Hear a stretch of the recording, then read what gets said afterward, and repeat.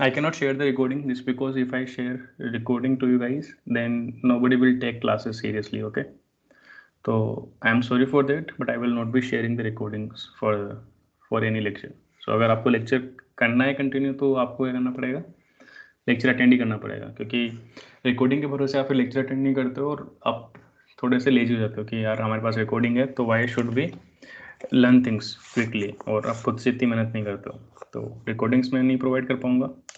Initially installation recordings मैंने provide कर दी थी क्योंकि वो थोड़ा कॉम्प्लिकेटेड फेस था, काफ़ी लोगों को इश्यू आता है और जब तक इंस्टॉलेशन नहीं होता है आप चीज़ों को प्रैक्टिस नहीं कर पाते हो। तो उसके लिए मैंने वो शेयर कर दिया था, आगे अपन रिकॉर्डिंग शेयर नहीं करेंगे ना।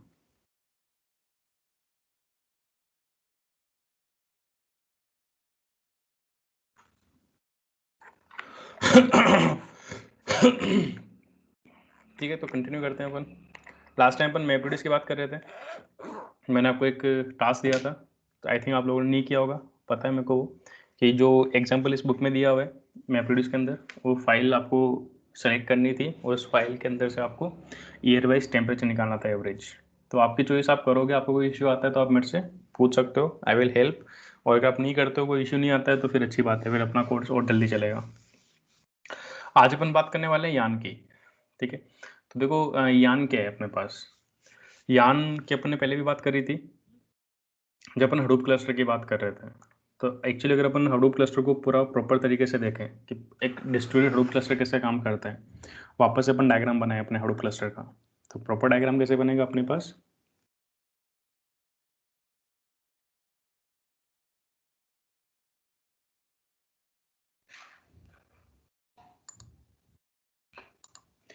तो इसमें अपन ने देखा था कि हडूप में अपने पास सबसे पहले बहुत सारे नोड्स होते हैं, है ना। तो जैसे अगर अपन एक ब्लॉक, एक रेड कलर का अपन बॉक्स बना रहे हैं, तो जहाँ पर भी रेड कलर के बॉक्सेस दिखेंगे वो अपने क्या रहेंगे, वो अपना एक नोड रहेगा। और नोड की क्या होती है, कॉन्फ़िगरेशंस होती है। तो हम ट्राई करते हैं कि हमारी कॉन्फ़िगरेशंस क्या रहे, सेम रहे। जैसे नोड है तो ये हर नोड 512 GB की रैम उसके अंदर है, और हर नोड के ऊपर अपने पास स्टोरेज कितना लगा हुआ है, अपन बोल रहे हैं 10 TB ऑफ स्टोरेज लगा हुआ है। ठीक है, और कितने सी पी यू कौन सा अपने पास अवेलेबल है, आप बोल सकते हो हमारे पास i7 6 या 10th 9th जनरेशन i7 के CPU लगे हुए हैं। कितनी कोर है CPU की, हमारे पास 16 या 20 कोर, 16 कोर CPU लगा हुआ है। इसका मतलब एक काफ़ी हाई एंड नोड अपने पास है ना। रो हार्डवेयर ले रहे हैं अपन, कोई स्पेसिफिक हार्डवेयर परचेज नहीं कर रहे हैं। सर्वर्स के लिए अलग से कंपनीज हार्डवेयर बनाती है, अलग से आपको सर्वर्स मिलते हैं, रैक्स मिलती है जो कि काफ़ी कॉस्टली होती है। हडूप में फ़ायदा ये कि आप कोई भी नॉर्मल हार्डवेयर लेके आप खुद से क्या कर सकते हो, कॉन्फ़िगर कर सकते हो अपने सर्वर को। तो इसे हम बोलते हैं कमोडिटी हार्डवेयर। तो हडूप अपना काम करता है कमोडिटी हार्डवेयर के ऊपर, अपना हडूप काम करता है। तो इसी बेसिस पे अपन आगे चलें तो अपने पास बहुत सारे नोड्स होते हैं। डिस्ट्रीब्यूटेड है मतलब क्योंकि अपने को बहुत सारा काम करना है, तो अपन क्या करते हैं, बहुत सारे नोड्स को आपस में कनेक्ट कर देते हैं।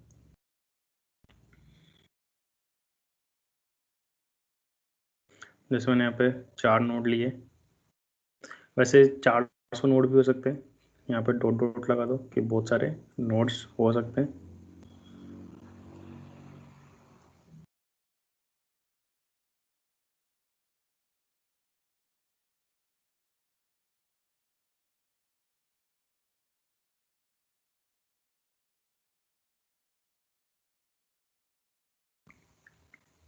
तो अपने पास क्या होते हैं, हंड्रेड्स ऑफ नोड्स, आप एक साथ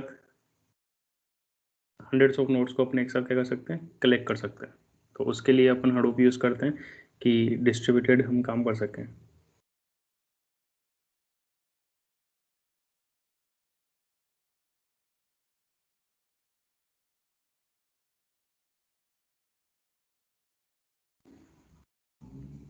तो यहाँ पे अपने पास बहुत सारे नोट्स अपन रख दिए। अब देखो इन नोड के सबके आईपी एड्रेस होते हैं, सबका आईपी एड्रेस अपने मेंटेन करना पड़ेगा। फिर हम बोलते हैं कि हमारे पास एक मेन नोड होता है, जिसे हम क्या बोलते हैं, नेम नोड बोलते हैं, जो कि हमारा सबसे इंपॉर्टेंट नोड होता है। और उसका बैकअप लेने के लिए हम एक और नोड अप रखते हैं। हाडूप वर्जन 3 में आप मल्टीपल नेम नोड अप रख सकते हो। तो ये अपना नेम नोड होता है और ये अपना सेकेंडरी नेम नोड होता है। और बाकी जितने भी नोड्स हैं इन्हें अपन क्या बोलते हैं, डेटा नोड बोलते हैं। सबका नाम अपन, आप अगर डोमेन नेम यूज़ करना चाहो आप डोमेन नेम यूज़ कर सकते हो, वरना हम आईपी एड्रेसेस के थ्रू क्या करते हैं, इनके आईपी एड्रेसेस को मेंटेन करते हैं कि कितने नोड हमारे सिस्टम में लगे हुए हैं। और हडूप इंस्टॉलेशन इस तरह से होता है कि आपके पास हंड्रेड्स ऑफ नोड्स आप एक साथ क्या करते हो, कनेक्ट करते हो। अब 100 ऑफ नोड को मैं एक साथ तो कनेक्ट नहीं कर सकता। तो देखो नेटवर्किंग के लिए अपन राउटर स्विचेस वगैरह यूज़ करते हैं। और ऐसे ही जो डेटा वेयर हाउसेज होते हैं या जो सर्वर्स होते हैं, मतलब डेटा सेंटर्स होते हैं, वहाँ पे एक कंसेप्ट चलता है, रेक कंसेप्ट, कि बहुत सारे सिस्टम क्या होते हैं एक साथ एक ही नेटवर्क में कनेक्टेड होते हैं। जैसे यहाँ पे मैंने एक बड़ा सारा राउटर लगाया हुआ है, ठीक है, इसे अपन रेक राउटर बोल सकते हैं कि ये रेक 1 है। और इस राउटर से इनके बीच में भी अगर हज़ारों सिस्टम है, उनके बीच में और राउटर स्विचेस लगे रहते हैं। पर बेसिकली जो मेन कंजक्शन है नेटवर्क का, मेन कनेक्शन है नेटवर्क का, वो इस एक राउटर से रहता है। तो इसका मतलब है कि अगर ये राउटर डाउन हुआ कभी भी, तो जितने भी कम नोड्स इससे कनेक्टेड है ना, जितने भी नोड्स इस राउटर से कनेक्टेड हैं वो सारे सारे डाउन चले जाएंगे, नेटवर्क फेलियर आ जाएगा। तो अगर ये राउटर ख़राब होता है तो एक नेटवर्क फेलियर अपने को इंट्रोड्यूस होगा। तो आपने स्टार्टिंग में मैंने आपको पढ़ने के लिए बोला था कि रेक अवेयरनेस आप पढ़ना। रेक अवेयरनेस क्या होता है, तो हडूप क्या ट्राई करता है कि अगर कोई भी डेटा है उसकी कॉपी कभी भी एक रेक में नहीं रखता है। क्योंकि अगर ये डाउन हुआ, पता चला कि आपने एक फाइल अपलोड करी, उसकी एक ब्लॉक की कॉपी यहाँ पर रखी हुई है, एक कॉपी यहाँ पर रखी हुई है, एक कॉपी यहाँ रखी हुई है, 3 कॉपी बनानी है अपनी, तीनों कॉपी एक ही रेक के अंदर रखी हुई है, और कभी गलती से आपका ये रेक डाउन हो गया, अगर ये रेक है राउटर डाउन हुआ, तो प्रॉब्लम क्या होगी अपने पास, अपन तीनों को तीनों रेप्लिका अपने इस रेक वाले नोट्स के अंदर रखी हुई थी, ये रेक वाला राउटर डाउन हो गया तो नोट्स अपन एक्सेस नहीं कर सकते। नोट्स अपन एक्सेस नहीं कर सकते तो अपना क्या हो गया, डेटा एक तरह से लॉस लॉस तो नहीं हुआ, बट जब तक नेटवर्क अप नहीं होता तब तक अपना डेटा लॉस ही है, अपन बोल सकते हैं उसको। तो इससे ओवरकम करने के लिए जो अपना HDFS है, जिसके थ्रू अपन डेटा स्टोर करते हैं, उसमें कंसेप्ट होता है रेक अवेयरनेस का। तो रेक अवेयरनेस का मतलब क्या होता है कि जो आपका ये रेप्लिका की प्लेसमेंट होता है, कि कोई भी फाइल है उसकी 3 कॉपी बनेगी तो वो ट्राई करता है कि वो 3 अलग अलग रेक्स के अंदर बने। तो 3 अलग अलग रेक का मतलब है कि हमारे पास क्या होना चाहिए, जैसे ये हमारे पास एक पूरी पूरी रैक है,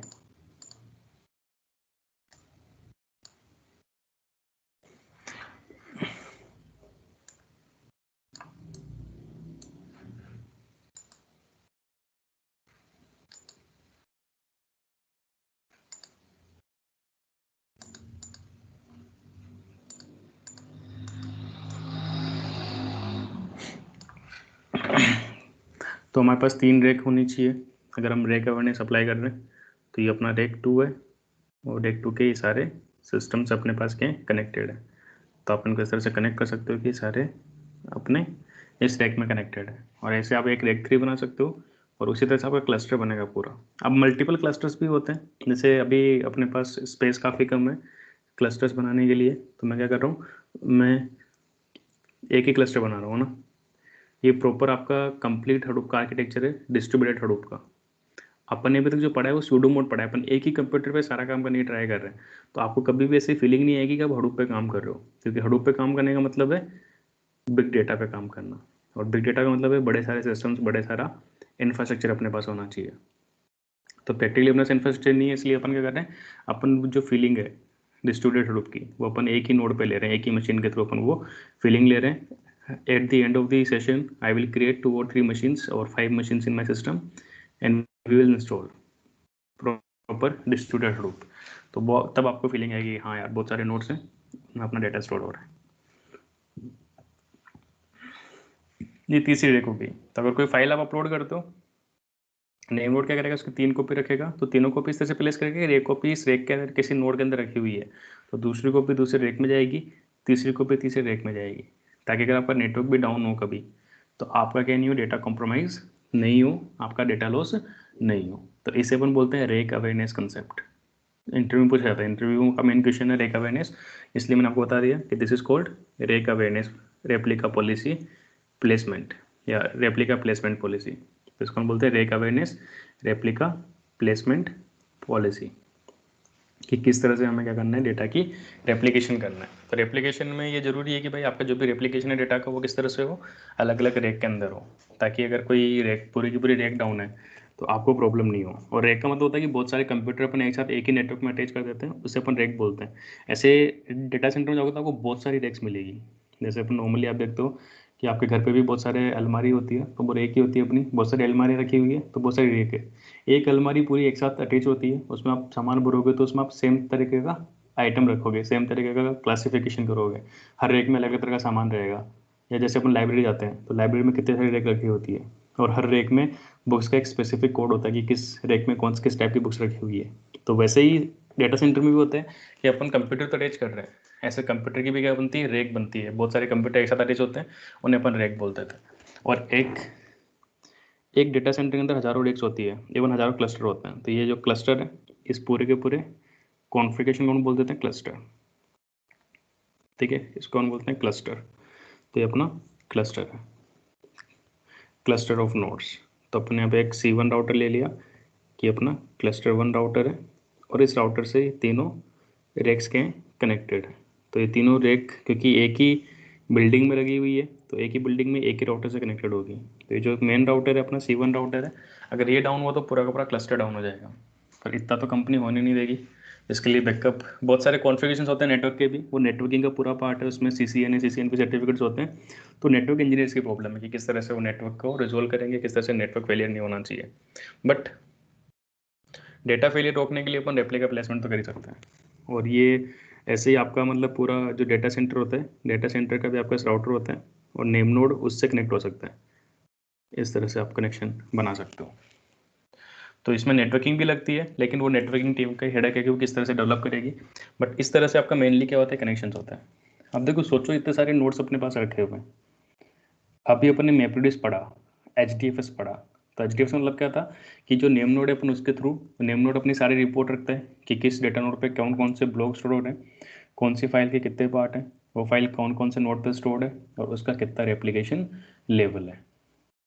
ये अपन बात करते हैं तो इसी हिसाब से क्या हो रहा है कि अपनी वो सारी चीज़ें परफॉर्म हो रही है, कि कितने रेप्लिकेशन है, कितने नोड्स हैं, किस तरह से काम हो रहा है, कहाँ पे कौन सा डेटा रखा हुआ है, ये सब अपने किसको पता है, नेम नोड को पता है। और आपका जो नेम नोड है वो इसीलिए क्या बन जाता है, अपना सेंटर पॉइंट ऑफ फेलियर बन जाता है, कि अगर नेम नोड खराब हुआ तो it is very hard to recover your data. But चूंकि अभी हडूप वर्जन 3 की बात करें, 1 में बहुत प्रॉब्लम थी, 2 में इसको रिजोल्व किया गया सेकेंडरी नेम नोड से, जो चेक पॉइंट्स बनाता था। अब चेक पॉइंट भी क्या होता है, एक पर्टिकुलर टाइम लिमिट में बनते हैं, कि 5 मिनट में बन रहे हैं, वैसे 5 मिनट के 1 घंटे के 1 घंटे के इंटरवल में आपके चेक पॉइंट्स बन रहे हैं, 2 घंटे के इंटरवल में आपके चेक पॉइंट्स बन रहे हैं। तो मानो 1 घंटे के इंटरवल में चेक पॉइंट्स बन रहे हैं, तो जो 1 घंटे का रिसेंट 1 घंटे का जो डेटा है, या रिसेंट 1 घंटे का जो भी काम हुआ है सर्वर पे, वो तो आपका लॉस होगा ही होगा, क्योंकि उसके अभी तक क्या नहीं बने, चेक पॉइंट्स नहीं बने, और उनको आप रिकवर नहीं कर सकते हो अगर आपका नेम नोड डाउन हुआ। तो हडूप वर्जन 3 में किसका कंसेप्ट आया, पैसिव नेम नोड का कंसेप्ट आया। इवन आप मल्टीपल एक्टिव नेम नोड भी इनेबल कर सकते हो हडूप वर्जन 3 में। तो पैसिव नेम नोड का मतलब क्या होता है कि अब पहले क्या होता था कि सेकेंडरी नेम नोड के पास चेक पॉइंट्स रहते थे सिर्फ। अगर आपका नेम नोड खराब होता था तो सेकेंडरी नेम नोड ऑटोमेटिकली अपनी होता था, आपको उसको कॉन्फ़िगर करना पड़ता था as a primary name node, और फिर वो सारे स्टेटस चेक करता था, सारी रिपोर्ट चेक करता था डेटा नोड्स वगैरह की। तो अपना जो पूरा सिस्टम वो मेंटेनेंस में चला जाता था, मेंटेनेंस मोड में चला जाता था। और इसको अपन सिक्योर मोड भी बोलते हैं, कि आपका जो नेम नोड है वो सिक्योर मोड में रन करता है। अब सिक्योर मोड क्या होता है कि डेटा सिक्योरिटी इंपॉर्टेंट है। तो जब तक सेकेंडरी नेम नोड अपनी हेल्थ चेक अपनी कर लेगा सारे नोड्स की ब्लॉक रिपोर्ट उस सेकेंडरी नेम नोड के पास अपडेट नहीं हो जाती है चेक पॉइंट के बेसिस पे। वो चेक पॉइंट के बेसिस पे ये चेक कर लेगा कितने नोड सिस्टम में है, कितने नोड पे क्या क्या रखा हुआ है। पर वो एक बार हर नोड से क्या पूछेगा, रिपोर्ट पूछेगा, कि आप हर नोड इंडिविजुअली अपनी ब्लॉक रिपोर्ट किसको भेजेगा, सेकेंडरी नेम नोड को भेजेगा। सेकेंडरी नेम नोड अपने यहाँ पे अपडेट करेगा कि ठीक है सारे ब्लॉक रिपोर्ट जब तक इसके पास नहीं आ जाती है तब तक ये कोई भी काम नहीं करने देगा आपको। आप हडूप में कोई भी काम नहीं कर सकते हो। हडूप बड़ा सिस्टम हो सकता है, इसमें 1 घंटा लग जाए, 2 घंटे लग जाए, 3 घंटे लग जाए, ठीक है। तो इस तरह से जब तक वो रिपोर्ट नहीं मिल जाएगी सेकेंडरी नेम नोड को तब तक वो एक्टिव नहीं होगा, क्योंकि वो as a primary name node नहीं था, वो सेकेंडरी नेम नोड है। उसको इमरजेंसी में अपन ने एक्टिवेट किया है और फिर जब तक उसको एक्टिवेट होने के बाद में क्या बन जाता है, वो नेम नोड बन जाता है और अपन उसके साथ में एक और सेकेंडरी नेम नोड अटैच कर देते हैं। तो ये मैनुअली कॉन्फ़िगर करना पड़ता है। हार्डवेयर वर्जन 3 में इन्होंने पैसिव नेम नोड का कंसेप्ट दिया हुआ है कि ऑटोमेटिकली क्या होगा, नेम नोड आपका एक्टिव ही रहेगा। एक पैसिव रहेगा मतलब वो एक्टिव है पर वो कुछ कर नहीं रहा है, वो देख रहा है, मॉनिटर कर रहा है। जैसे ही नेम नोड डाउन होता है तो पैसिव नेम नोड अपने आप को क्या देगा, अप कर देगा। ऐसे बहुत सारे सर्वर्स थे हडूप से पहले, हडूप में ऐसा नहीं होता था, बट जैसे कैसेंड्रा आप देखोगे या और भी ऐसे टूल्स हैं बिग डेटा के जो डेटा वेयर हाउसिंग के लिए काम आते हैं या डेटा प्रोसेसिंग के लिए काम आते हैं, जैसे काफका वगैरह हो गया। तो उनमें क्या होता था कि उनमें भी डिस्ट्रीब्यूटेड कंप्यूटिंग होती है, पर उनमें इस तरह का इलेक्शन बेसिस पे काम होता था कि जो उनका जो मेन नोड होता था, उनका जो सेंट्रल नोड होता था वो कोई भी हो सकता था। उसमें मल्टीपल सेंट्रल नोड्स होते थे, मल्टीपल आपके नेम नोड्स होते थे। जो भी अगर कोई भी नेम नोड डाउन होता है तो ऑटोमेटिकली कोई भी नोड उसकी जगह अपने आप को रिप्लेस कर देता है।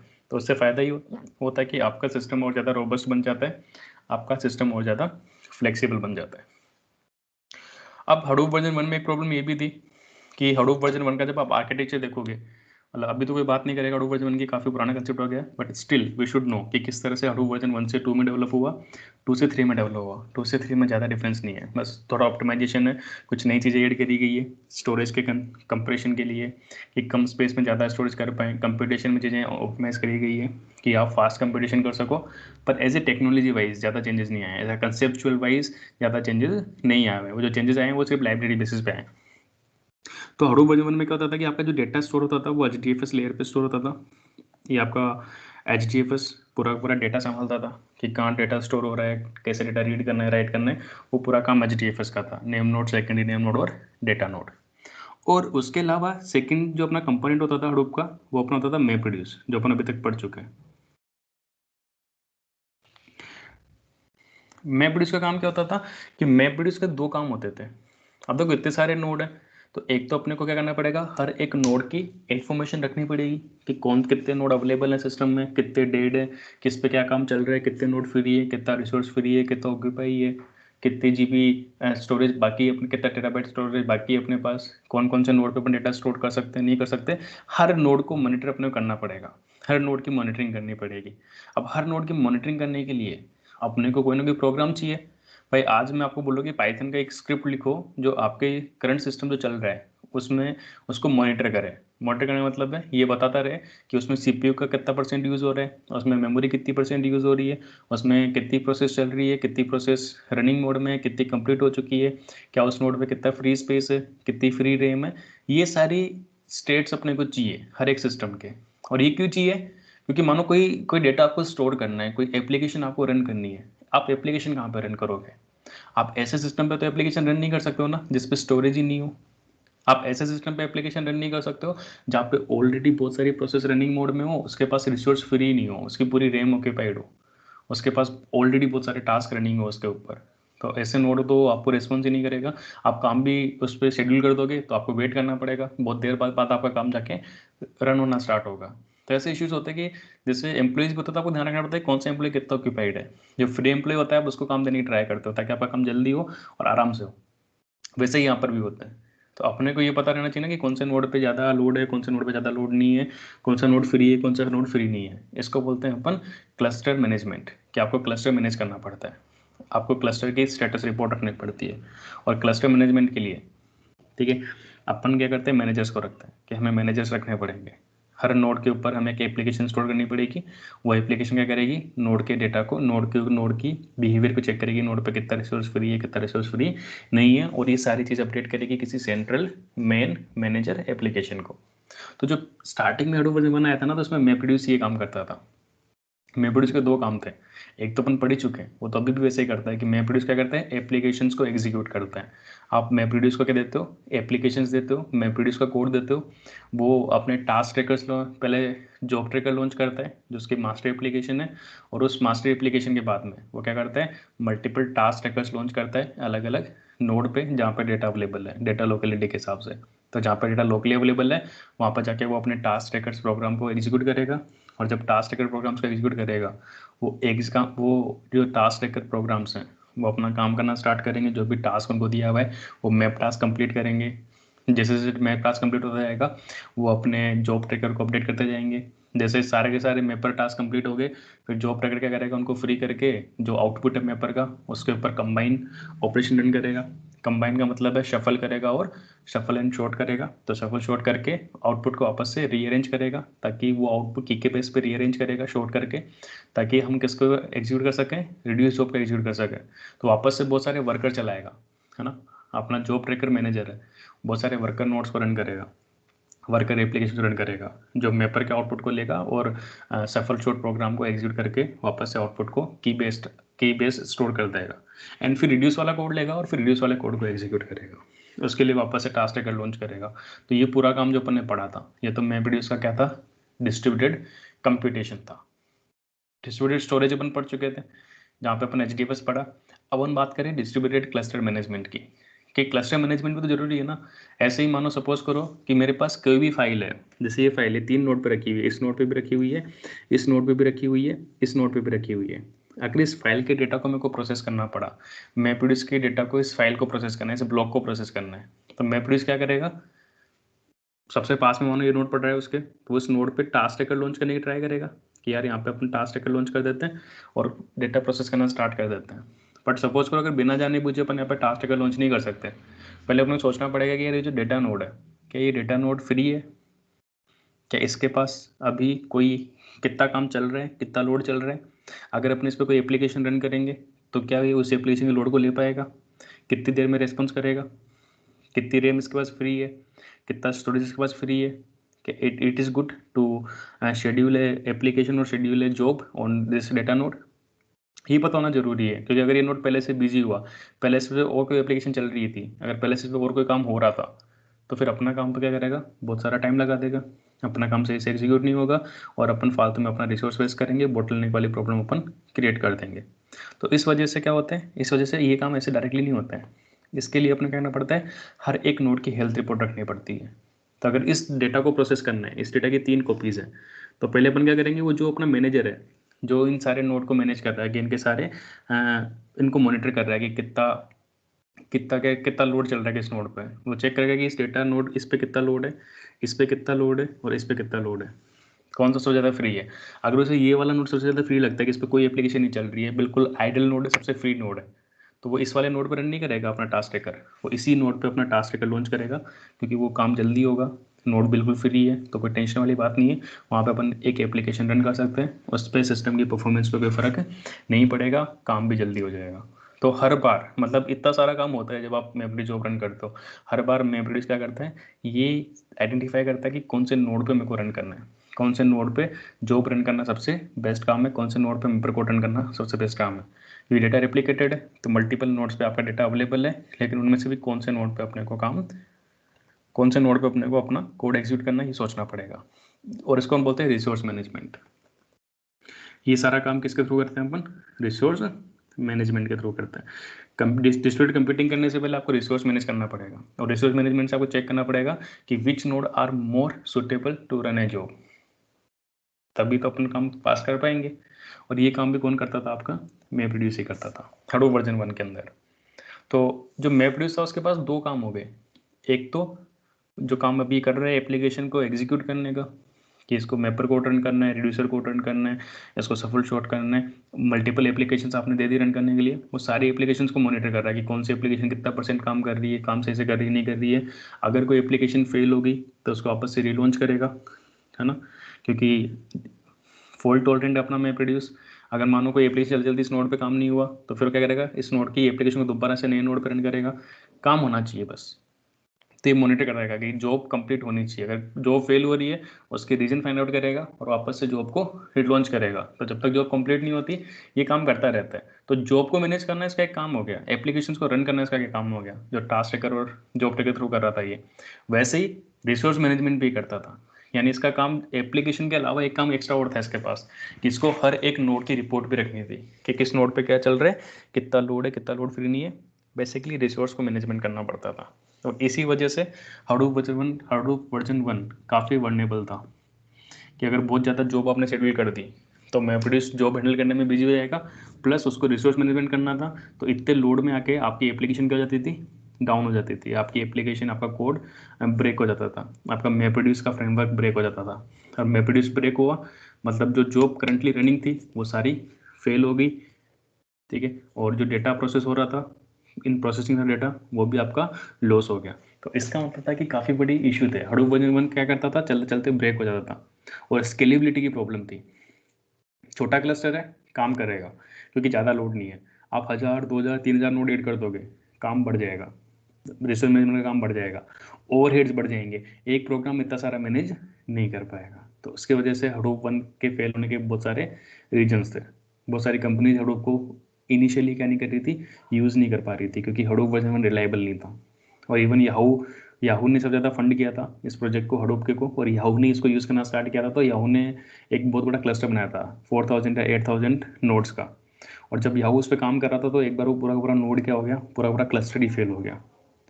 तब उनको ये इशू समझ में आया कि यार ऐसा इशू अपने पास है, अपने क्या करना पड़ेगा, अपने को रिसोर्स मैनेजमेंट को अलग से डालना पड़ेगा, और एप्लीकेशन मैनेजमेंट को अपने को अलग से डालना पड़ेगा। तो उन्होंने बाद में क्या किया, हडूप वर्जन, फिर जैसे ही याहू का प्रोजेक्ट फेल हुआ, याहू ने इसको ओपन सोर्स कर दिया हडूप को, और ओपन सोर्स करने के बाद उन्होंने किसको दे दिया, इसको अपाचे फाउंडेशन को दे दिया। तब से लेके अपाचे फाउंडेशन इस पर काम कर रहा है। अपाचे फाउंडेशन सबसे बड़ी कंपनी है ओपन सोर्स के नाम से अपन बात करें कि बहुत सारे बड़े बड़े प्रोजेक्ट्स हैं जो अपाचे फाउंडेशन रन करते हैं, ओपन सोर्स प्रोजेक्ट्स, जैसे अपना लिनक्स हो गया, हडूप हो गया, ऐसे बहुत सारे सर्वर्स हो गया, आपका अपाचे सर्वर हो गया, इससे बहुत सारी सर्विसेज अपने को अपाचे से मिलती है, जो कि ओपन सोर्स वर्ल्ड में काफ़ी बड़ी एप्लीकेशन है। तो हडूप वर्जन 1.2 में इसको डिज़ाइन को थोड़ा चेंज किया गया। इन्होंने बोला कि यार हमने लेयर्स बनाई। तो देखो ये लेयर आर्किटेक्चर हमारा हमेशा काम करता है। ये क्लस्टर का तो देख लिया मैं डायग्राम, इसको सेव कर लेता हूँ अगर आपको इसको स्टोर करना है तो।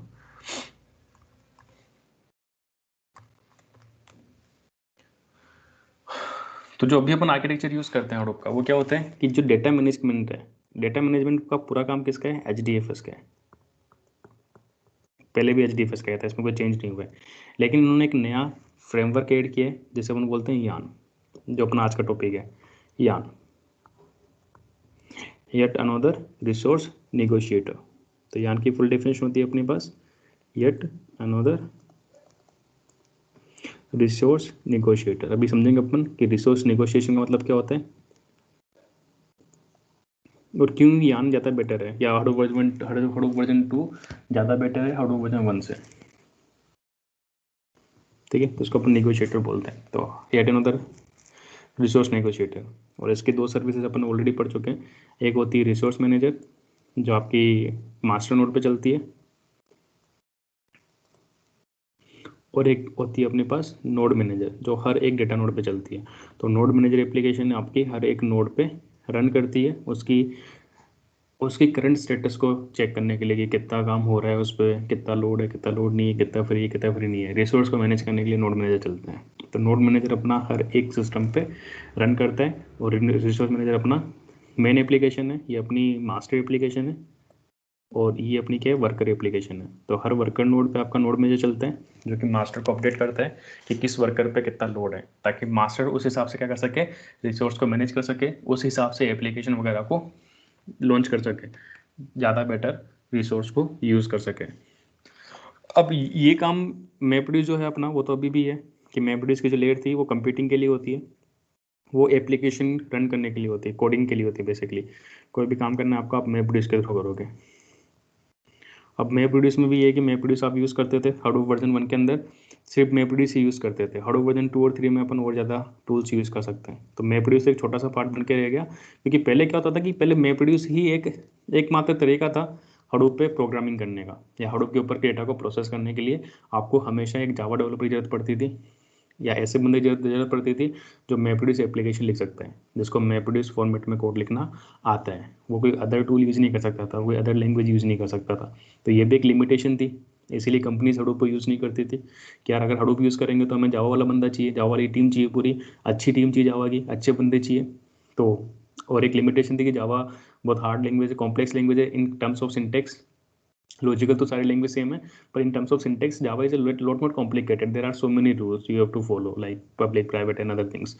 तो वो उस वजह से क्या होता था कि जो डेवलपमेंट टाइम था एप्लीकेशन का वो काफ़ी ज़्यादा लग जाता था, कि कोई एप्लीकेशन डेवलप करनी है, कोई कोड लिखना है, तो कोडिंग का जो डेवलपमेंट टाइम है वो भी काफ़ी ज़्यादा लगता था। दूसरा, जब जॉब रन करते थे तो मैपरेडिस काफ़ी स्लो वर्क करता था, तो काफ़ी सारे इंडस्ट्रीज़ को ये पसंद नहीं था, काफ़ी सारे यूज़ केसेस में आपका मैपरेडिस एप्लीकेशंस काम नहीं आती थी। और दूसरा सबसे बड़ी दिक्कत तो क्या थी, जावा, कि आपको मैपरेडिस एप्लीकेशन लिखनी है और कोड जावा में लिखना है। अब ऐसे बंदे को फाइंड करना बहुत मुश्किल है कि जो डेटा साइंटिस्ट हो या डेटा इंजीनियर हो या फिर डेटाबेस एडमिन हो, क्योंकि अपने को डेटा प्रोसेस करना है, डेटा के ऊपर क्वेरीज लगानी है, डेटा के अंदर से अपने को पैटर्न्स फाइंड करने हैं। तो बेसिकली जो डेटा स्टोर्ड है वो तो HDFS में स्टोर्ड है, लेकिन काम क्या करना है अपने को, डेटा प्रोसेसिंग करनी है, डेटा एनालिसिस करना है। उस डेटा एनालिसिस के लिए हमें जो बंदे चाहिए उनके पास एनालिसिस नॉलेज होनी चाहिए, उनको पता होना चाहिए कि डेटा क्या होता है, डेटा में से कैसे स्टैटिस्टिकल नॉलेज उनके पास होनी चाहिए, एग्रीगेशन फंक्शन कैसे अप्लाई करना है, ट्रांसफॉर्मेशन फंक्शन कैसे अप्लाई करना है, यानी जो आपने पढ़ा है पूरा डेटा साइंस वो उनको नॉलेज होनी चाहिए। अब अगर डेटा साइंस मशीन लर्निंग की नॉलेज किसी बंदे को है और आप एक्सपेक्ट कर रहे हो कि वो जावा भी उसको आती हो, it's a very very rare combination, कि बंदा या तो जावा में टाइम इन्वेस्ट कर सकता है या फिर वो डेटा साइंस और मशीन लर्निंग के एल्गोरिथम या डेटा के बारे में समझने में टाइम इन्वेस्ट कर सकता है, स्टैटिस्टिकल नॉलेज के अंदर टाइम इन्वेस्ट कर सकता है। दोनों जगह टाइम इन्वेस्ट करने वाले बंदे काफ़ी कम है। तो अगर ऐसे बंदे आपको मिल भी जाएंगे तो उनकी जो फीस होगी वो काफ़ी ज़्यादा हाई होगी, कंपनी को काफ़ी ज़्यादा पे करना पड़ेगा। यानी अगर ऐसा बंदा हो जो मशीन लर्निंग के सारे कोड जावा में लिखता हो, जिसको मशीन लर्निंग फुल आती हो और जावा भी फुल आती हो, ऐसा बंदा फिर कम पैकेज पे काम नहीं करेगा, वो रेयर बंदा है। पाइथन वाले बंदे बहुत मिल जाएंगे जो मशीन लर्निंग में काम करेंगे, तो आप पाइथन वाले को हायर करना ज़्यादा ईजी है, ज़्यादा चीप है, अदर दिन ऐसे बंदे को हायर करना जो जावा मशीन लर्निंग दोनों आता है। तो कंपनी की जो कॉस्टिंग है वो बढ़ जाती है इन टर्म्स ऑफ डेवलपर्स। तो कंपनीज फिर हडूप को यूज़ करने से डरती थी। तो कंपनीज को सोचे, जैसे फेसबुक वगैरह है, उनका सारा काम एनालिटिक्स का है, वो सारा काम एनालिसिस का करता है। उनको कोई हार्ड कोड प्रोग्रामर नहीं चाहिए, उनको डेटा साइंटिस्ट चाहिए, उनको डेटा एनालिस्ट चाहिए। उसके लिए उनको जावा आना जरूरी नहीं है, लेकिन उस जॉब के लिए या तो वो डेवलपर्स को हायर करें, जावा सिखाएं, फिर मैपडी सिखाएं, फिर मशीन लर्निंग सिखाएं, फिर काम करवाएं, that is very hard task और दैट इज़ वेरी एक्सपेंसिव। तो ऐसे टूल्स अवेलेबल नहीं थे, तो फिर कंपनीज ने क्या किया, टूल्स डेवलप करना स्टार्ट किया। जैसे फेसबुक ने हाइव डेवलप किया, जस्ट बिकॉज क्या नहीं लिखना पड़े उनको, मैपडी का कोड नहीं लिखना पड़े। अभी अपन स्कूप की बात करेंगे, स्कूप डेवलप किया ताकि डेटाबेस की क्वेरी डायरेक्टली आप रन कर सको। हाइव ऐसा इंटरफेस है, मतलब हाइव ये सारे टूल्स हैं अपने, ये इनको हम बोलते हैं फ्रेमवर्क्स, के एक अदर लैंग्वेज जनरेट करेगी जिसको हम पिग लैंग्वेज बोलते हैं। तो पिग लैंग्वेज मतलब स्क्रिप्टिंग लैंग्वेज है, जो जावा से काफ़ी सिंपल लैंग्वेज है, पाइथन की तरह है, ऑलमोस्ट पाइथन की तरह, कि 2-3 लाइन में आप बहुत सारा काम कर सकते हो और आपको बहुत बड़ा स्ट्रक्चर याद करने की जरूरत नहीं है। ठीक है, तो ये जो पिग लैंग्वेज हो गई जो हडूप पे स्क्रिप्टिंग के लिए काम आती है। स्कूप हो गया, ये डेटा इंजेस्ट टूल है कि आपको डेटाबेसेस से कनेक्ट करना है, डेटाबेसेस की क्वेरी फायर करनी है, आपको डेटा लोड करवाना है, डेटा डंप करना है, एक्सपोर्ट करना है, इंपोर्ट करना है, वो काम अपन स्कोप से कर सकते हैं। हाइव अपना टूल है डेटा प्रोसेसिंग के लिए। मैपडिस के अपन स्क्रिप्ट लिखी पाइथन के अंदर, ईजी थी, जावा के अंदर लिखोगे और थोड़ा कॉम्प्लिकेटेड लगेगा। वैसे ही अगर अपन सोचें, अगर आप एक एक चीज़ सोचना है बैठ के घर पे, कि जो डेटा साइंस आपने पढ़ा है, डेटा साइंस से आपने जितनी भी क्वेरीज रन करी है, आपने पांडास जो यूज़ किया है, आपने नंपाई मैटप्लोलिप जो भी यूज़ करा है, मैटप्लोलिप छोड़ दो वो विजुअलाइजेशन है, पांडास और नंपाई आपने जो यूज़ किया ना, अगर आप डेटाबेस को देखते हो तो डेटाबेस में आप जो सेम काम है वो डेटाबेस की क्वेरी से कर सकते हो। SQL queries equal to pandas, मतलब पांडा डेटा फ्रेम कैसे बनाया गया है कि आप पाइथन के अंदर एसक्यूएल वाला काम कर सको। और इसीलिए डेटा डेटा साइंस के अंदर सिर्फ और सिर्फ पाइथन पढ़ के जाने से काम नहीं बनेगा, आपका एसक्यूएल भी काफ़ी अच्छा होना चाहिए, आपका डेटाबेस की नॉलेज भी काफ़ी अच्छी होनी चाहिए, तब जाके आप इंटरव्यू में सक्सेस पा पाओगे, क्योंकि database is also very important part in data science. क्योंकि डेटा जो मेनली जो डेटा होता है वो अपना कहाँ पे होता है, डेटाबेसेस में होता है। तो उस वजह से अगर कोई डेटा एनालिस्ट होते थे पुराने टाइम में, अभी पाइथन तो काफ़ी पॉपुलर हो रहा है, लेकिन अगर आप आज के 10 साल पहले जाओगे जब हडूप पॉपुलर था, या अपन 4-5 साल पहले भी जाएं, तो आप क्या देखोगे कि उस टाइम पे database is very important aspect of data science, क्योंकि वहाँ पे डेटाबेस की क्वेरीज चलती थी, डेटाबेस के अंदर अपने ट्रांसफॉर्मेशन और एग्रीगेशन फंक्शन रन करे जाते थे। तो मेनली जो एनालिस्ट की जॉब होती थी वो डेटाबेस की जॉब भी माना जाता था। तो डेटाबेस के ऊपर काम करने वाले एनालिसिस कर सकते थे और मोस्टली डेटाबेस में होता था। तो फेसबुक को जरूरत थी कि यार हम मैपड्यूस वाले बंदे कहाँ से ढूंढे, हम जावा वाले बंदे कहाँ से ढूंढे, हमारे पास तो एसक्यूएल वाले बंदे बैठे हैं, एनालिस्ट वाले बंदे को एसक्यूएल आती है लेकिन क्या नहीं आती है, जावा नहीं आती है। तो उन्होंने एक इंटरप्रेटर बनाया, मतलब आप बोल सकते हो इंटरप्रेटर बनाया, एक टूल बनाया जिसको अपन हाइव बोलते हैं। तो हाइव में जो एंड क्लाइंट है, जो डेवलपर है, वो अपना एसक्यूएल कोड, वैसे एचक्यूएल कोड लिखते हैं। एचक्यूएल हाइव क्वेरी लैंग्वेज है जो बिल्कुल सिमिलर है एसक्यूएल के, अपन यूज़ करेंगे आप समझ में आएगा। तो एचक्यूएल क्वेरी लिखता था, यानी एसक्यूएल लाइक ही कोड लिखता था, हाइव को देता था। हाइव जो अपना फ्रेमवर्क है वो उस कोड को मैपरेडिस एप्लीकेशन में कन्वर्ट करता था। यानी आप कोड, आप एसक्यूएल क्वेरी लिखोगे select star from this table and do this, आपने ऐसा लिखा, ये आप जैसे ही सबमिट करोगे आपके हाइव शेल को या हाइव ट्रांसलेटर को, वो क्या करेगा, आपकी जो आपने जो क्वेरी लिखी है उस क्वेरी के रिगार्डिंग, ऐसे डेवलपर्स ने क्या करा, उसको मैपरेडिस कोड में कन्वर्ट कर देगा। एक मैपर जावा फाइल बन जाएगी, एक रिड्यूसर जावा फाइल बन जाएगी, एक आपको क्या मिल जाएगा, जार पैकेज मिल जाएगा।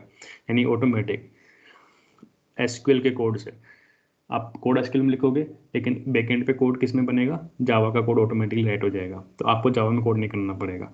ऐसे स्कूप है, ये भी एसक्यूएल क्वेरीज लेता है। आप एसक्यूएल लाइक कोड लिखते हो, बहुत इजी कोड लिखना है, आप एसक्यूएल कोड लिखोगे वो पीछे ऑटोमेटिकली किस में कन्वर्ट हो जाएगा, मैपरेडिस जॉब में कन्वर्ट हो जाएगा, मैपरेडिस के कोड में कन्वर्ट हो जाएगा, जावा कोड में कन्वर्ट हो जाएगा। ऐसे पिग है कि पिग ईजी लैंग्वेज है क्योंकि वो एपीआई लैंग्वेज है। आप पिग में स्क्रिप्ट लिखोगे, जैसे आप उसको रन करोगे वो पीछे ऑटोमेटिकली क्या कर देगी, मैपरेडिस का कोड रन कर देगी या जावा का मैपरेडिस का कोड जनरेट कर देगी। तो इससे एक फ़ायदा ये हुआ कि यूज़ करना ईजी हो गया हडूप को, क्योंकि डेवलपर्स को अब जावा पढ़ने की ज़रूरत नहीं है। अगर हडूप पे काम करना है तो बिना जावा के भी आप काम कर सकते हो। आपको एसक्यूएल आता है, आप इजीली काम कर सकते हो, या फिर जावा सीखने से अच्छा है कि आप पिग लैंग्वेज सीख लो एनालिसिस और स्क्रिप्टिंग के लिए।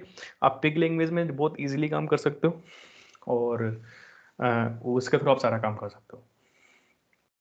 तो ये तो पहले भी था, हडूप वर्जन 1 में भी था, क्योंकि हडूप वर्जन 1 में भी अपने पास क्या था, सिर्फ मैपरेडिस था। पर पहले मैपरेडिस की मोनोपोली थी कि सारा काम मैपरेडिस ही करता था। तो आपके पास यही ऑप्शन बचते थे कि आप सिर्फ इन्हीं ऑप्शन से क्या कर सकते हो, हडूप के ऊपर प्रोग्रामिंग कर सकते हो या हडूप के ऊपर डेटा को प्रोसेस कर सकते हो। इसके अलावा अदर टूल्स नहीं है। और दूसरा प्रॉब्लम क्या था कि ये चीज़ें काफ़ी स्लो थी, बहुत ही ज़्यादा स्लो थी। इनके लिए बहुत सारे टूल्स बाद में मार्केट में निकले कि जैसे मान लो पहले आप हाइव का कोड लिख रहे हो, पहले हाइव का कोड जावा कोड में कन्वर्ट होगा, फिर बाद में जावा की मैपरेडिस जॉब चलेगी जैसे पहले चल रही थी, तो ऑटोमेटिकली उसमें इनपुट आउटपुट ऑपरेशंस काफ़ी ज़्यादा हैं, तो जॉब ऑटोमेटिकली काफ़ी क्या होती है, काफ़ी स्लो रन करती है। अब यान के आने से फ़ायदा क्या हुआ, यान के आने से फ़ायदा ये हुआ कि यान अपना रिसोर्स मैनेज कर रहा है।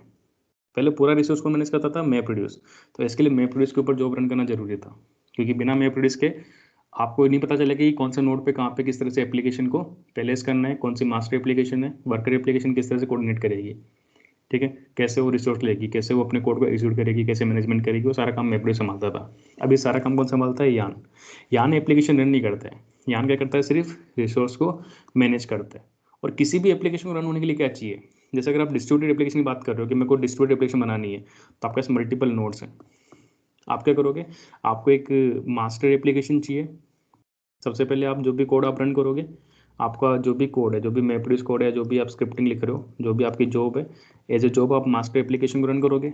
मास्टर एप्लीकेशन को रन होने के लिए क्या चाहिए, रिसोर्स चाहिए कि मास्टर एप्लीकेशन कहाँ पे लॉन्च करोगे, ऐसे नोड पे लॉन्च करोगे जो बिल्कुल आइडियल है, बिल्कुल फ्री है, ताकि आपकी जॉब फटाफट काम कर सके। तो उसके लिए आपको मिनिमम रिक्वायरमेंट होगी कि मेरे को मिनिमम कितनी रैम चाहिए, कितनी हार्ड डिस्क चाहिए मेरी मास्टर एप्लीकेशन को रन करने के लिए। तो जो डिस्ट्रीब्यूटेड फ्रेमवर्क्स होते हैं, डिस्ट्रीब्यूटेड कंप्यूटिंग फ्रेमवर्क्स जो होते हैं अपने पास बहुत सारे हैं। पहले मैपरेडिस था ओनली, अभी हडूप में बहुत सारे डिस्ट्रीब्यूटेड कंप्यूटिंग फ्रेमवर्क्स हैं और स्पार्क सबसे पॉपुलर है। तो फ्रेमवर्क्स अपने पास है, तो इसमें क्या होता है, एक मास्टर एप्लीकेशन होती है जो अपने आप समझ सकते हो जॉब ट्रैकर वाला काम, कि ये पूरी की पूरी जॉब को मैनेज करेगी कि पूरी जॉब कंप्लीट होगी नहीं होगी, सारा काम इसका है। तो आप इसको जॉब सबमिट करोगे, जॉब सबमिट करने का मतलब है आपका जो भी कोड है, आपकी जो भी लाइब्रेरी है, ठीक है, आपका जो भी इनपुट पाथ है, आपका जो भी आउटपुट पाथ है, वो सारे के सारे इन्फॉर्मेशन आप किसको दोगे, अपने मास्टर एप्लीकेशन को दोगे। अपना कोड अपलोड करोगे, अगर कोई आप थर्ड पार्टी लाइब्रेरी यूज़ कर रहे हो तो वो भी आप अपलोड करोगे, इनपुट आउटपुट पाथ आप अपलोड करोगे। फिर मास्टर ऐप को जगह चाहिए तो वो किससे मांगेगा, पहले सिर्फ मैपरेडिस था, इसीलिए आपको मैपरेडिस में कोड लिखना पड़ता था क्योंकि पूरा रिसोर्स मैपरेडिस मैनेज कर रहा था। अब आपका जो डिस्ट्रीब्यूटेड कंप्यूटिंग फ्रेमवर्क है वो इंडिविजुअली रन कर सकता है, उसको मैपरेडिस की जरूरत नहीं है। क्यों, कौन संभाल रहा है रिसोर्स, अपना यान संभाल रहा है। तो यान से रिसोर्स मांगेगा कि भाई यान से बोलेगा भाई साहब मेरे को एक एप्लीकेशन मास्टर एप्लीकेशन रन करनी है, आप मेरे को, ये मेरी रिक्वायरमेंट है कि मेरे को इतने जीबी रैम इसका एक पर्टिकुलर कंटेनर दे दो। अपन अब एक नया वर्ड यूज़ करेंगे, कंटेनर। कंटेनर का मतलब वही है, ठीक है, कंटेनर मतलब है नोड। नोड तो मतलब पूरी मशीन जाती है, आप इसको बोल सकते हो वर्चुअल रिसोर्स, या रिसोर्स बोल सकते हो कि ये कंटेनर मतलब है अपना रिसोर्स रैम वगैरह से। जैसे अभी अपन क्या कर रहे हैं, विंडोज़ के अंदर लिनक्स चला रहे हैं, तो अपने क्या यूज़ करा हुआ है, अपने VMware यूज़ करा हुआ है। VMware क्या कर रहा है, VMware एक कंटेनर बना के दे रहा है कि आपको क्या करना है, आपको एक अलग ऑपरेटिंग सिस्टम चलाना है, आपको एक अलग लिनक्स ऑपरेटिंग सिस्टम चलाना है विंडोज़ के अंदर। तो चलो मैं क्या करता हूँ, मैं आपके लिए एक वर्चुअल हार्डवेयर क्रिएट कर देता हूँ, मैं आपके लिए एक अलग से इंटरफेस क्रिएट कर देता हूँ। वहाँ पे आपकी लिनक्स मशीन कैसा लगेगा कि उसके पास में एक्चुअल हार्डवेयर है, तो वो क्या करेगा, कंटेनर मेंटेन करेगा। कंटेनर मतलब है जैसे अपन ने जो रिसोर्स दिया है कि आप 4 कोर CPU यूज़ कर लो, आप 8 GB रैम यूज़ कर लो लिनक्स मशीन को, तो वो सारा जो रिसोर्स है वो वर्चुअली मेंटेन हो रहा है। तो उसे अपन बोलते हैं कंटेनर, कि एक कंटेनर बनाया जिसके पास कुछ रिसोर्स है आपके मेन सिस्टम के अंदर से, वो उस रिसोर्स को क्या कर रहे हैं, यूज़ कर रहे हैं। तो अपने कंटेनर लिया, रिसोर्स लिया, उस कंटेनर के ऊपर फिर अपन क्या कर रहे हैं, अपना लिनक्स ऑपरेटिंग सिस्टम रन कर रहे हैं। तो लिनक्स ऑपरेटिंग सिस्टम को क्या चाहिए रन होने के लिए, किसी भी ऑपरेटिंग सिस्टम को क्या चाहिए रन होने के लिए, रिसोर्स चाहिए। किसी भी एप्लीकेशन को क्या चाहिए, आप पाइथन की एप्लीकेशन लिखते हो, उसे रन होने के लिए क्या चाहिए, उसको एक रैम चाहिए, इनपुट सोर्स के लिए रीड कर सके वो, ऐसा उसको इंटरफेस चाहिए जहाँ से वो इनपुट डेटा रीड कर सके। डेटा कहाँ पे लोड करेगी, वो रैम में लोड करेगी। उसको CPU चाहिए जहाँ पे वो अपने डेटा को क्या कर सके, प्रोसेस कर सके। एप्लीकेशन की 3 रिक्वायरमेंट है, कोड, CPU, रैम और डेटा सोर्स, कहाँ से डेटा वो उठा रहा है। 4 रिक्वायरमेंट्स होती है किसी एप्लीकेशन को रन करने के लिए। अब ये 4 चीज़ आपको चाहे कैसे भी मिले, आपको 4 चीज़ें चाहिए होती है कोई भी कोड रन करने के लिए। जब हम पावर शेल पे जाके पाइथन की स्क्रिप्ट रन करते हैं, तो एक्चुअली अपनी पावर शेल क्या करता है, अपने को एक छोटा सा कंटेनर बना के देता है जहाँ पे आप अपनी प्रोग्राम को एग्जीक्यूट करते हो। सेम चीज़ यहाँ पे हो रही है कि आप यान को बोलोगे भाई साहब मेरे को ये मास्टर एप्लीकेशन रन करनी है, आप मेरे को रिसोर्स दे दो, आप मेरे को रैम CPU वगैरह दे दो, ताकि मैं अपनी मास्टर एप्लीकेशन को प्रॉपरली रन कर सकूँ। आपको रिसोर्स मिल जाएगा, आप अपनी मास्टर एप्लीकेशन को लॉन्च कर दोगे। और इसे अपन बोलते हैं, कौन सी रिक्वेस्ट करी अपन ने यहाँ से, CLC रिक्वेस्ट करी। CLC मतलब होता है कंटेनर लॉन्च कंटेक्स्ट, कि हमें एक कंटेनर लॉन्च करना है, कंटेनर लॉन्च कंटेक्स्ट। तो हमने एक कंटेक्स्ट भेजा, हमने एक रिक्वेस्ट भेजी यान को कि भाई हमें कंटेनर चाहिए, हमें एक रिसोर्स चाहिए जहाँ पे हम अपनी एप्लीकेशन को रन कर सकें। तो आपका जो डिस्ट्रीब्यूटेड कंप्यूटिंग का फ्रेमवर्क है, वो सबसे पहले एक CLC रिक्वेस्ट भेजेगा यान को, और फिर अपने मास्टर एप्लीकेशन को रन कर देगा, यानी जॉब ट्रैकर को। अब MapReduce भी ये करेगा, अगर MapReduce को जॉब रन करनी है, तो MapReduce पहले यान से रिक्वेस्ट करेगा कि यान भाई साहब मेरे को एक जॉब ट्रैकर रन करना है, उसके लिए मेरे को 4 GB रैम चाहिए और 4 कोर CPU चाहिए, प्लीज़ मेरे को प्रोवाइड कर दीजिए। इसे बोलेंगे अपन CLC रिक्वेस्ट। फिर यान, क्योंकि यान कौन है, यान रिसोर्स मैनेजर है, वो एप्लीकेशन रन नहीं करेगा, वो देखेगा अच्छा ठीक है ये मेरे से 4 GB रैम मांग रहा है, 4 कोर CPU मांग रहा है, चलो चेक करते हैं कि अपने क्लस्टर के अंदर कौन सा ऐसा नोड है जिसके पास 4 GB रैम और 4 कोर CPU फ्री बैठा है अभी, जो कोई काम नहीं कर रहा है। तो सिस्टम में ऐसा नोड ढूंढेगा, उस नोड पे वो बोलेगा कि ठीक है, उस नोड पे वो नोड मैनेजर को बोलेगा कि नोड मैनेजर भाई साहब इस नोड पे आप ये 4 GB रैम और 4 कोर CPU ये स्पेसिफिकली यूज़ करके कंटेनर बनाओ, है ना। कंटेनर का मतलब है रिसोर्स को बाइंड कर दो, किसको, एक एप्लीकेशन को। तो वो कंटेनर बनाएगा आपका नोड मैनेजर, और वो कंटेनर किसको हैंड ओवर कर देंगे अपन, अपने MapReduce को हैंड ओवर कर देंगे। तो MapReduce उस कंटेनर पे क्या लॉन्च कर देगा, अपनी जॉब ट्रैकर एप्लीकेशन को लॉन्च कर देगा। तो वो जैसे जॉब ट्रैकर लॉन्च होगा, अब फिर आगे जॉब ट्रैकर का काम है। फिर जॉब ट्रैकर बोलेगा ठीक है मेरे पास कोड रखा हुआ है, फिर वो नेम नोड से बात करेगा कि कहाँ कहाँ से डेटा रीड करना है, उसको डेटा नोड्स की एड्रेस मिलेगा। फिर वो वापस से रिक्वेस्ट करेगा यान को कि भाई मेरे को इस नोड पे इतना इतना रिसोर्स चाहिए। फिर यान जाएगा, बोलेगा ठीक है अच्छा तुम्हें इस नोड पे इतना रिसोर्स चाहिए, कंटेनर चाहिए तुम्हें, ठीक है मैं लॉन्च करता हूँ, अगर अवेलेबल है रिसोर्स तो यान लॉन्च कर देगा। अगर अवेलेबल नहीं है तो बोलेगा यार निगोशिएट करने की ट्राई करेगा आपकी एप्लीकेशन से। जैसे मानो MapReduce का टास्क ट्रैकर बोल रहा है कि मेरे को 4 GB स्पेस चाहिए इस नोड के ऊपर, लेकिन उस नोड पे करंटली 3 GB फ्री है। तो यान बोलेगा कि भाई साहब 4 GB तो मैं आपको नहीं दे सकता हूँ, क्योंकि करंटली सिस्टम काम आ रहा है। ऐसा करो आप 3 GB यूज़ करके अभी काम चलाओ, जैसे कोई दूसरी एप्लीकेशन खत्म होगी और वहाँ से रिसोर्स फ्री होगा, मैं आपको 1 GB और एक्स्ट्रा प्रोवाइड कर दूंगा। अभी मेरे पास नहीं है, अभी मेरे पास 3 GB, आप 3 GB में काम चलाओ। तो फिर आपका MapReduce बोलेगा ठीक है यार 4 नहीं 3 सही, तो 3 में क्या करेगा, अपना काम करना स्टार्ट कर देगा। इसको बोलते हैं अपन रिसोर्स निगोशिएशन, कि जो यान है वो आपका रिसोर्स निगोशिएट भी करते हैं। MapReduce में ऐसा नहीं होता था। MapReduce आप वेट करोगे जब तक आपका रिसोर्स फ्री नहीं हो रहा है। डायनेमिक एलोकेशन नहीं था, डाइन स्टैटिक एलोकेशन था। कि सब जगह सेम तरीके से आपका क्या होता था, रिसोर्स अलोकेट होता था, एप्लीकेशंस रन करती थी, और जब सारे के सारा मैपर और सारे सारे रिड्यूसर खत्म हो जाते थे तब जाके आपका रिसोर्स फ्री होता था। अब रिसोर्स का काम कौन संभाल रहा है? यान डायनेमिक संभालता है। आपकी एप्लीकेशन रन कर रही है, यान संभाल रहा है। जैसे ही एप्लीकेशन ने अपना काम खत्म किया, वो MapReduce का वेट नहीं करेगा, वो डेटा को स्टोर करके आपकी एप्लीकेशन उड़ा देगा और रिसोर्स को फ्री कर देगा, और कोई दूसरी एप्लीकेशन रिसोर्स मांग रही है उसको रिसोर्स प्रोवाइड कर देगा। तो यान का काम ये है कि वो रिसोर्स मैनेजमेंट करता है और डायनेमिक करता है। तो इससे फ़ायदा होता है कि आपकी एप्लीकेशन भी फास्ट रन करती है, ठीक है, और स्मार्टली प्लेस करता है आपके कंटेनर्स को यान। उसमें शेड्यूलिंग एल्गोरिथम्स होती है कि किस तरह से आपको शेड्यूल करना है। तो उस वजह से क्या होता है, और ज़्यादा इसको आप ऑप्टिमाइज कर सकते हो अपने यूज़ केस के हिसाब से कि आपको किस तरह की जॉब्स रन करनी है ना। बहुत सारे शेड्यूलर्स होते हैं यान के अंदर, वो अपन पैरामीटर चेंज करके उनको चेंज कर सकते हैं। तो जो मास्टर एप्लीकेशन है वो फिर वापस से कंटेनर लॉन्च करके क्या करती है, अपने जो भी काम करना होता है उसके लिए आपके, ये आपका ऐप मास्टर है, ये आपके वर्कर नोड्स को, वर्कर एप्लीकेशन को लॉन्च कर देती है कि वर्कर ऐप है, जैसे टास्क ट्रैकर अपने होते थे, फिर वर्कर ऐप अपना काम करती है, और जब रिसोर्स फ्री जाता है तो अपन रिसोर्स फ्री कर देते हैं। तो यान के आने का फ़ायदा क्या हुआ कि पहले तो MapReduce को भी यान से रिक्वेस्ट करना पड़ेगा रिसोर्स। तो कोई भी एक कंपनी अगर चाहती है कि उसे MapReduce यूज़ नहीं करना है तो अपना खुद का क्या बना सकती है, कस्टम फ्रेमवर्क बना सकती है। तो बोल सकते हैं कि अदर फ्रेमवर्क्स। बस आपको क्या बनाना पड़ेगा, आपको एक एप्लीकेशन बनानी पड़ेगी जिसमें एक मास्टर एप्लीकेशन हो और एक वर्कर एप्लीकेशन हो। वर्कर एप्लीकेशन डिस्ट्रीब्यूटर काम करेगी हर नोड पे, और मास्टर उसको मेंटेन करेगा। इस तरह का अगर आप कोई खुद का अपना फ्रेमवर्क बना लो, एक एप्लीकेशन डेवलप कर लो, तो आप उसको डायरेक्टली यान के थ्रू क्या दिला सकते हो, रिसोर्स दिला सकते हो, और अपने HDFS पे क्या कर सकते हो, रन कर सकते हो। तो आपको MapReduce की जरूरत नहीं पड़ेगी। और इसी वजह से कुछ और टूल्स मार्केट में आए, जैसे स्पार्क आने के बाद में काफ़ी ज़्यादा, स्पार्क को आप स्टैंड अलोन भी यूज़ कर सकते हो। स्टैंड अलोन का मतलब है बिना हडूप के भी आप स्पार्क यूज़ कर सकते हो। इवन स्पार्क के पास खुद के पास डिस्ट्रीब्यूटेड कंप्यूटिंग का पूरा फ्रेमवर्क होता है।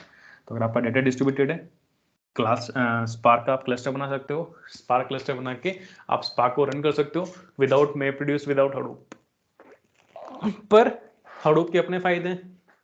स्पार्क सिर्फ कंप्यूटेशन टूल है, हडूप में अपन बहुत सारी चीज़ें कर सकते हैं, बहुत सारे टूल्स को इंटीग्रेट कर सकते हैं, बहुत सारे फिनोमेना अपन रन कर सकते हैं। तो उसी वजह से क्या होता है कि जब आप स्पार्क की बात करते हो, जब आप सिर्फ स्पार्क की बात करोगे तो स्पार्क में आप कंप्यूटेशन तो कर लोगे, लेकिन और जो फीचर्स हैं हडूप के वो आपको नहीं मिलेंगे। तो लोग क्या करते हैं, हडूप और स्पार्क दोनों को क्या करते हैं, साथ में यूज़ करते हैं कि स्पार्क को हडूप के ऊपर रन करते हैं।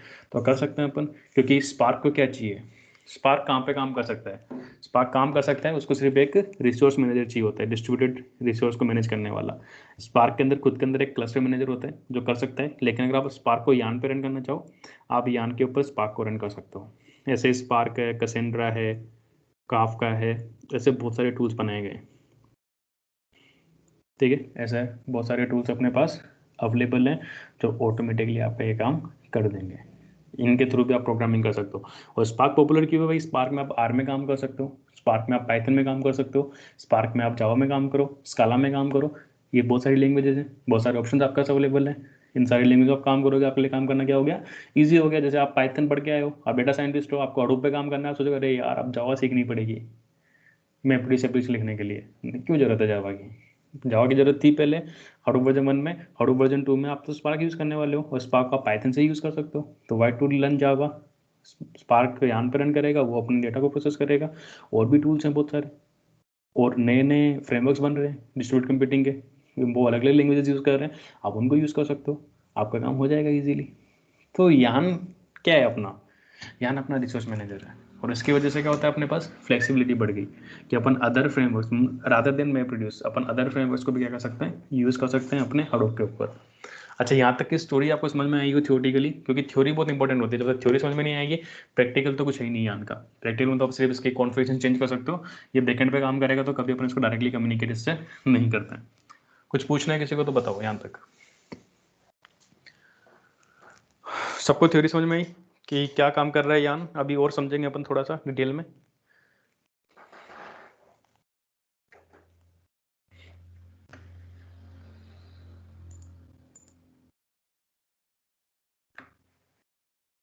कुछ भी पूछना है, किसी को पूछ सकता है।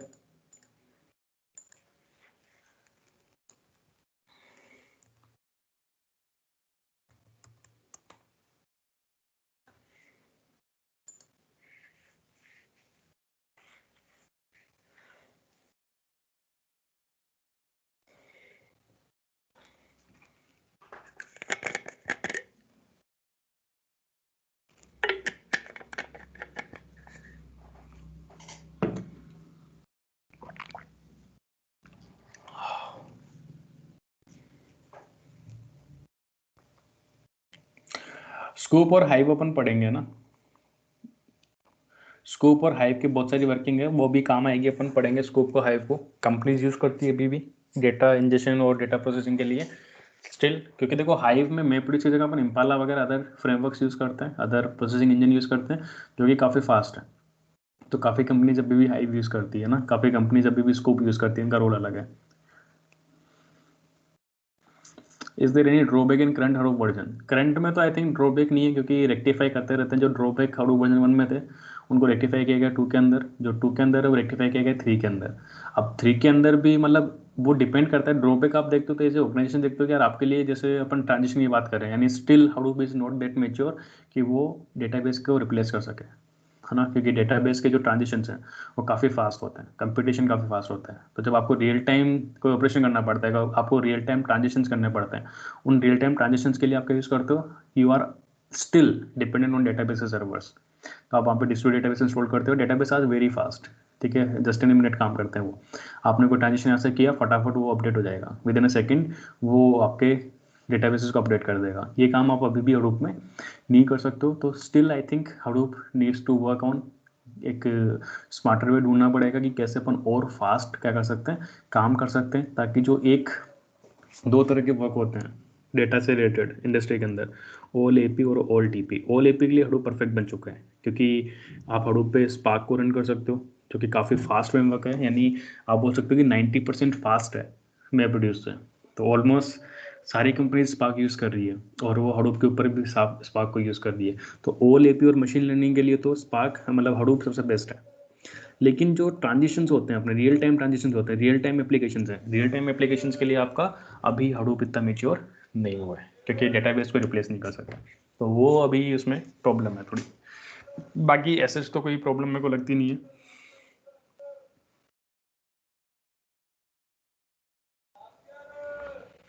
चलो, और कोई डाउट नहीं आप लोगों के, तो अपन बुक की पढ़ लेते हैं, अच्छी बात होती है बुक पढ़ना। तो देखो बुक में आपको दिया हुआ कि अपाचे यान yet another resource negotiator is Hadoop cluster resource management system. यान अपना हडूप 2 में इंट्रोड्यूस हुआ था, किसकी वजह से, मैपरेड्यूस को इम्प्रोवाइज करने के लिए, ठीक है, उसके इम्प्लीमेंटेशन को इम्प्रोवाइज करने के लिए। और इन जनरल सबसे बड़ा जो रोल था यान को लॉन्च करने का, या जो प्रेशर था यान को लॉन्च करने का, वो क्या था कि जावा ओरिएंटेड हो गया था हडूप पूरा, और जावा ओरिएंटेड होने से प्रॉब्लम हो गई थी। तो उसके लिए उनको क्या चाहिए था, उनको एक ऐसा फ्रेमवर्क चाहिए था, एक अलग फ्रेमवर्क चाहिए थे, ताकि लोगों के पास फ्लेक्सिबिलिटी हो। जैसे आज आप एंड्रॉयड लाइक क्यों करते हो, आज लोग iOS लाइक नहीं करते हैं। एप्पल फ़ोन काफ़ी लोग जो अफोर्ड कर सकते हैं वो लोग एप्पल खरीदते हैं स्टेटस के लिए, उनको एप्पल पसंद नहीं है, एज ए फंक्शनलिटी उनको एप्पल पसंद नहीं होगा चाहे, क्योंकि वो ज़्यादा कुछ कर नहीं पाते हैं। डाटा सिक्योरिटी अगर किसी लिए इंपॉर्टेंट है, लाइक देर आर ओनली 1 या 2% of people in this world who care for data security, who care for privacy. Otherwise तो लोग क्या करते हैं, फेसबुक पे अपनी हर 10 मिनट की अपडेट को अपडेट करते रहते हैं कि मैं कहाँ जा रहा हूँ, क्या कर रहा हूँ, क्या पी रहा हूँ। तो आई डोंट थिंक कि privacy is a matter right now. There are या कुछ लोग होते हैं जिनको प्राइवेसी मैटर करती है, तो दो only 1 or 2% people who just care about data privacy. तो वो अगर एप्पल यूज़ कर रहे हैं तो अच्छी बात है। लेकिन मोस्टली जो एप्पल यूज़ कर रहे हैं वो सिर्फ स्टेटस के लिए यूज़ कर रहे हैं कि हाँ हमारे पास एप्पल डिवाइस है या फोटोज अच्छी आ रही है, तो we are using Apple devices. दूसरी तरफ है एंड्रॉइड वाले लोगों के पास ऑप्शन नहीं बचता है, ठीक है। एंड्रॉइड वाले भी ऐसे हैं कि काफ़ी अच्छे अच्छे लोग, जैसे मैं myself use Android other than iPhone, just because मेरे को लगता है कि iPhone is not for developers और iPhone is not for people, उसमें फ्लेक्सिबिलिटी नहीं है। As a developer we want flexibility. जैसे पाइथन यूज़ करते हैं, पाइथन क्यों यूज़ करें developer, why I am not using Java. तो जावा यूज़ कर सकता हूँ, I can earn very good money in Java also, but problem is that मेरे को एक ही तरह का काम करना पड़ेगा, I will not be flexible in Java. लेकिन अगर मैं पाइथन यूज़ कर रहा हूँ, I know there is so much opportunities, I can learn many things, I can do many things, I can develop website, I can do machine learning, I can do big data also. So Python works everywhere. I can go in a cyber security, I can go in a hacking also. And if I want to switch my career into IoT field, I can do that also. So that's why the Python provides me very flexibility. In the same way, Android provides you very flexibility. And why Android provide you flexibility? Just because there are so many versions of Android. Somebody like MI phones, somebody like OnePlus phones, somebody like Samsung phones. There are so many companies out there. They are making devices differently. With different segments with different price tags, और उसमें अपन बात करें तो आपको हर एक feature मिल जाता है। आपको अलग, आपकी नीड पे डिपेंड करता है कि आपको किस तरह का फ़ोन चाहिए। आपको फास्ट फ़ोन चाहिए, आपको अलग ब्रांड मिल जाएगा। आपको रिलायबल फ़ोन चाहिए, आपको अलग ब्रांड मिल जाएगा। और इवन यूआई भी सबका अलग अलग है, तो सबके अपनी अपनी यूआई चॉइसेस भी है, पर हैं सब एंड्रॉइड ही। तो फायदा क्या होता है एंड्रॉइड का कि so many flavours are there, so many companies are there, और that's why Android is more popular than iOS phones not right now. Same Linux के साथ में ये है कि विंडोज़ तो लोग यूज़ करते हैं, वो कॉमन लोग यूज़ करते हैं। जब आप इंडस्ट्री में जाते हो सब लोग लिनक्स यूज़ करते हैं। आप देख रहे हो कि बिग डेटा पूरा लिनक्स पे चलता है, क्योंकि इंडस्ट्री में जब काम होता है तो लोग लिनक्स को प्रेफर करते हैं। विंडोज़ में पहली चीज़ लाइसेंस खरीदो, पैसे दो फालतू के विंडोज़ को। दूसरी बात, उसमें आप कुछ मॉडिफिकेशंस नहीं कर सकते हो, कुछ चेंजेस नहीं कर सकते हो। कुछ बग या इशू आता है तो आप वेट करोगे कि कंपनी उस बग को रिजोल्व करे, तब तक आप बैठ के सिर्फ वेट करते रहोगे कि कब कंपनी अपडेट देगी, कब वो बग रिजोल्व होगा। और इंडस्ट्री में ऐसा काम नहीं चलता है, डेवलपर्स के अंदर ऐसा काम नहीं चलता है। मैं डेवलपर हूँ, कोई बग आ रहा है, I will see the code, I will fix it by my self, I will not wait for another people to fix it. And I cannot do that in Windows just because in Windows is closed source. I don't know what is the source code of Windows.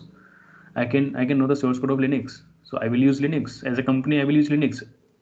We can be reliable on Linux also. So that's why people are using Linux, because it provides you so much flexibility.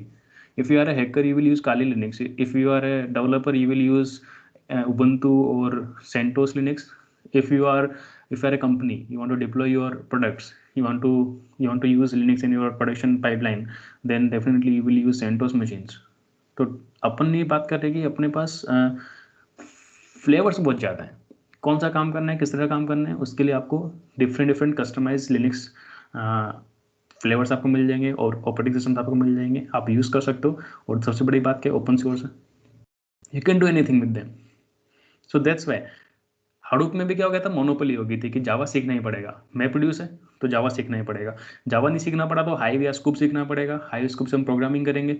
जब हम hive scoop से programming करेंगे तो issue क्या है हमारे पास कि वो स्लो काम करेगी और हम कुछ नहीं कर सकते, क्योंकि मैप्रोड्यूस की वर्किंग हम खुद तो इम्प्लीमेंट कर नहीं सकते, तो हमें मैप्रोड्यूस पे डिपेंड रहना पड़ेगा। हम हाइव में कोड करेंगे तो भी कोड तो मैप्रोड्यूस में ही होगा, वो उसको ट्रांसलेट तो मैप्रोड्यूस स्क्रिप्ट के अंदर ही करेगा, और वो बहुत स्लो है।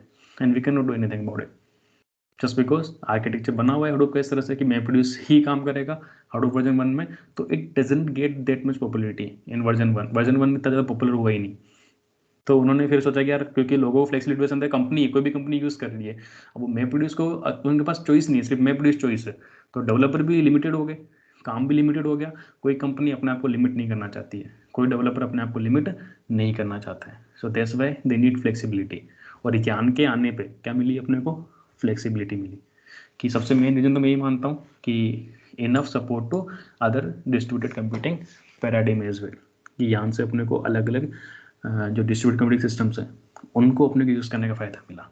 जैसे यहाँ पे दिखा रखा है, देखो डायग्राम देखो आप कि HDFS है जो स्ट्रक्चर के लिए अपन यूज़ करते हैं। HBase भी अपने पास होता है, HBase आप यूज़ कर सकते हो ऑब्जेक्ट स्टोरेज के लिए, डॉक्यूमेंट स्टोरेज के लिए HBase स्टोर कर सकते हो। तो स्टोरेज में अपना HDFS काम करता है, कंप्यूट के लिए यान काम कर रहा है। अब यान आपका रिसोर्स मैनेजर है, कोई भी एप्लीकेशन अपना कोड रन करना चाहती है वो डायरेक्टली जाके यान से बात कर सकती है, यहाँ पे मैप्रोड्यूस का रोल नहीं है। तो उसके वजह से पहले सिर्फ जो एप्लीकेशन थी वो सिर्फ मैप्रोड्यूस एप्लीकेशन रन करती थी। अब आपके पास स्पार्क है, तेज है, इम्पाला है, डॉट डॉट डॉट डॉट, बहुत सारे फ्रेमवर्क्स हैं जिसको आप क्या कर सकते हो, रिप्लेस कर सकते हो मैप्रोड्यूस को उनसे। अब जैसे देखो तेज और इम्पाला ये दो काफ़ी फेमस फ्रेमवर्क्स हैं, ये एक्चुअली मैप्रोड्यूस ही है, मैप्रोड्यूस को ऑप्टिमाइज किया गया है। जैसे एक कंपनी होटन वर्क्स, अभी तो उसको क्लाउडेरा ने ऑक्यूपाई कर लिया है, बट बड़ी मछली छोटी मछली खा जाती है। तो क्लाउडेरा is a very big name in terms of big data. क्लाउडेरा हो गया अपने पास, स्पार्क फाउंडेशन हो गया, या अपन बात करें कि क्लाउडेरा इज़ ए बिग कंपनी। इससे पहले होटन वर्क्स भी थी, तो होटन वर्क्स जो था, होटन वर्क्स को क्लाउडेरा ने ऑक्यूपाई कर लिया है। होटन वर्क्स अपना एक खुद का एक क्लस्टर बनाता था, क्लाउडेरा अपना खुद का एक क्लस्टर बेचता था। जैसे मैं आपको पहले बताया कि क्लाउडेरा क्या करता है, हडूप इंस्टॉल उन्होंने कर रखा है, बहुत अच्छे तरीके से हडूप इंस्टॉल कर रखा है। और वो क्या बोलते हैं कि यार आप खुद से हडूप इंस्टॉल करोगे, क्लस्टर मैनेजमेंट के टूल्स बनाओगे, इससे अच्छा है कि आप हमें थोड़ा बहुत पैसे दो और हमारा क्या यूज़ कर लो, हमारा क्लस्टर यूज़ कर लो।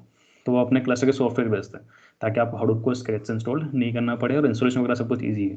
तो लोग क्लाउडेरा, हॉटनवर्क्स यूज़ करके फटाफट बिग डेटा सीख लेता है। बिल्ड करने में टाइम लगता है, सिक्योरिटी वगैरह सारे सिस्टम आपको देते हैं। अब हुआ क्या कि क्लाउडरा ने इन दोनों को ऑक्यूपाई कर लिया, तो अब क्लाउडरा एक कंपनी बन गई है। तो क्लाउडरा ने क्या किया, हॉर्टनवर्क्स पे कुछ अच्छी अच्छी चीज़ें थी। जैसे हॉर्टनवर्क्स का यूज़ करता था, अपाचे अंबारी यूज़ करता था। अपाचे अंबारी वैसे तो ओपन सोर्स टूल है, लेकिन हॉर्टनवर्क्स कंपनी ने क्या किया था, अंबारी को और ज़्यादा ऑप्टिमाइज करके अपने सिस्टम में इंस्टॉल कर रखा था। अंबारी अपना काम आता है क्लस्टर मैनेजमेंट के लिए, इंस्टॉलेशन वगैरह करना है, अपग्रेड वगैरह करना है, उसके लिए मैंने आपको बताया था एक बार कि आपका पूरा क्लस्टर है, उस पर कुछ इंस्टॉल करना है, कुछ नए नोड एड करने हैं, कुछ नोड को रिमूव करना है, नेम नोड स्विच करना है। ये सारा काम आप इजीली अंबारी से कर सकते हो। कोई नई लैंग्वेज इंस्टॉल करनी है, मानो पाइथन आपको इंस्टॉल करनी है पूरे क्लस्टर के अंदर, तो आप हर नोड पे जाके इंस्टॉल नहीं कर सकते, हर नोड पे जाके आप पाथ वेरिएबल सेट नहीं कर सकते हो। आप अंबारी में जाओगे, वहाँ पे जाके आप क्या करोगे, अपना सारा काम कर लोगे। और अंबारी ओपन सोर्स है, तो that's why people like it more. और इसमें ज़्यादा मतलब बग रिजोल्व होने की प्रोबेबिलिटी ज़्यादा रहती है, ज़्यादा टेस्टिंग की प्रोबेबिलिटी ज़्यादा रहती है कि काफ़ी सारे लोग यूज़ करते हैं, तो ज़्यादा रिफाइंड प्रोडक्ट बन के आता है। मतलब जिस प्रोडक्ट को लोग ज़्यादा यूज़ करते हैं वो ज़्यादा रिफाइंड हो जाता है, क्योंकि उसमें बग जल्दी मिल जाते हैं, बग जल्दी मिलते हैं, उनका रिजोल्व जल्दी हो जाता है, लोग अपने सजेशन देते हैं, तो उसको डेवलप करना ईजी हो जाता है। क्लाउडरा का खुद का भी एक था, क्लाउडरा मैनेजर। तो क्लाउडरा मैनेजर और अंबारी ये अलग अलग टूल थे अपने ना, क्लस्टर मैनेजमेंट के लिए। तो अब उन्होंने दोनों को मिक्स कर दिया, उन्होंने अंबारी को यूज़ कर लिया, क्लाउडरा मैनेजर को अंदर से जो क्लाउडरा मैनेजर की अच्छी चीज़ें थी वो क्लाउडरा ने ली, अंबारी की अच्छी चीज़ें क्लाउडरा ने ली, और इन्होंने एक नया प्रोडक्ट बनाया अभी, CDP। I am still learning it, CDP Cloudera, Cloudera data, ऐसा कुछ है कि डेटा पाइपलाइन करके कुछ उन्होंने प्रोडक्ट बनाया है नया। If you go on the Cloudera website, अभी ये हडूप क्लस्टर नहीं बेच रहे, इन्होंने खुद का एक नया क्या बना दिया, खुद का हडूप के हडूप को हटा के इन्होंने खुद का क्या बना दिया, एक क्लस्टर मैनेजमेंट सिस्टम बना दिया कि जो मशीन लर्निंग और डाटा एनालिसिस से काम कर सकता है। तो Cloudera is a very big data enterprise platform company है ये अपनी। और यहाँ पे अभी भी इनके सर्टिफिकेशन होते हैं। अगर आपको बिग डेटा में सर्टिफिकेशन करना है तो सबसे जो पॉपुलर सर्टिफिकेट है इंडस्ट्री के अंदर, या सबसे वैल्यूएबल सर्टिफिकेट जो है, वो क्लाउडरा के सर्टिफिकेट्स होते हैं। और क्लाउडरा के आपके पास 2 या 3 तरह के सर्टिफिकेट आप बहुत पॉपुलर हैं, डेवलपर सर्टिफिकेट भी है और एडमिन सर्टिफिकेट भी है। एडमिन के लिए पढ़ रहे हो तो अलग चीज़ हो जाती है पूरी, एडमिन के लिए फिर अपन सिक्योरिटी पढ़ेंगे, एडमिन के लिए फिर अपन इंस्टॉलेशन की बहुत सारी टूल्स पढ़ेंगे, एडमिन के लिए फिर अपनी अंबारी और क्लाउडरा मैनेजर इनको भी सीखेंगे कि इनको कैसे इंस्टॉल करते हैं, कैसे कॉन्फ़िगर करते हैं, पूरा क्लस्टर कैसे मैनेजमेंट करते हैं, रेक कैसे सेट करते हैं, नेटवर्किंग कैसे होगी, वो सारी चीज़ आपको पढ़नी पड़ेगी। अब अगर आप एज ए डेवलपर बात कर रहे हो, अपन ने बहुत कम पढ़ा है, अपन सिक्योरिटी वगैरह पे नहीं जा रहे क्योंकि अपन डेवलपर है, अपन क्या नहीं है, एडमिन नहीं है। तो दोनों की अलग अलग चॉइस होती है। जैसे अपन यहाँ पे सर्च करें सर्टिफिकेट्स बिग डेटा सर्टिफिकेशन क्लाउडरा,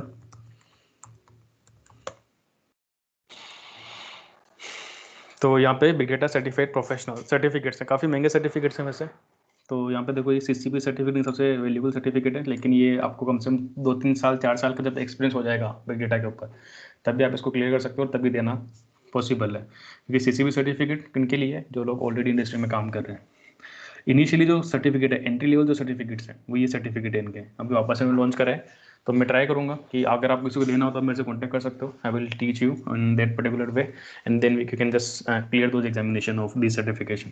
तो यहाँ पे 2 एडमिनिस्ट्रेशन के हैं, इनको फोकस नहीं कर रहे हैं, अपने पास 2 डेवलपर के हैं। तो डेवलपर में आपका CCA डेटा एनालिस्ट है और CCA spark and Hadoop developer है। तो अभी अपनी Hadoop spark and Hadoop developer वाला आप कर सकते हो, एनालिस्ट वाला आप कर सकते हो, कोई दिक्कत नहीं है। और इसकी फ़ीस कितनी है एग्ज़ाम की, मतलब ये क्लाउडरा की तरफ से, तो अगर अपने इसकी फ़ीस देखें तो it will cost you approx $295। सो $295 का इंडियन प्राइस कितना होगा, लगभग 21,714 प्लस टैक्स। तो इसका 30% टैक्स निकालोगे तो काफ़ी हो जाएगा ना, लगभग 25-26 हज़ार रुपये का एक सर्टिफिकेट है। तो काफ़ी महंगा सर्टिफिकेट है। और इवन अगर तुम इनसे कोर्स लोगे, इनसे कोर्स लेके पढ़ने का ट्राई करोगे, तो इनके कोर्स जो बिग डेटा कोर्स ये बेचते हैं क्लाउडरा वाले, उसकी फ़ीस लगभग 50,000 के ऊपर है। जैसे इन्होंने यहाँ पर दिया हुआ है कि CCA सर्टिफिकेट हो रही हो, certification non refundable non transferable valid for 1 year, date of purchase. Actually इन्होंने पढ़ने के लिए भी दिया हुआ है कुछ, थोड़ा पीछे जाते हैं अपन।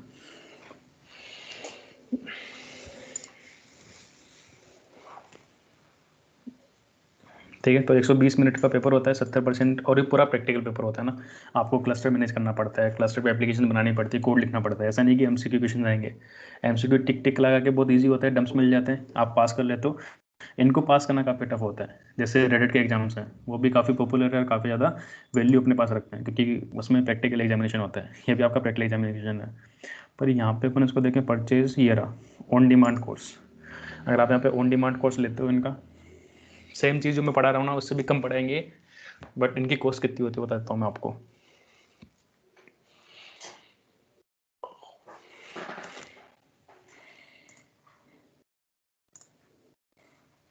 ठीक है, तो will see level 0, level 1 administration के डेवलपर का स्पार्क ट्रेनिंग दिया हुआ है इन्होंने। तो इसके बारे में अगर हम बात करें, और तो कोर्स लेंथ, कोर्स आउटलाइन दे रखी है इन्होंने, प्राइस नहीं दे रखी अभी तक। Purchase this course alone,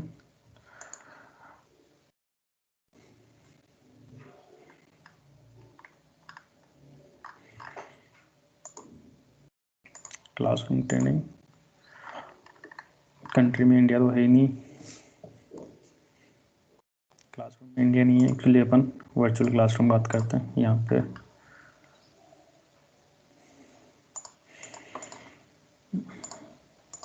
on demand, on demand बात करोगे 2235 USD डॉलर्स फॉर 180 डेज। 180 दिन की ट्रेनिंग है इनकी, और कितने रुपये लेंगे आपसे ये?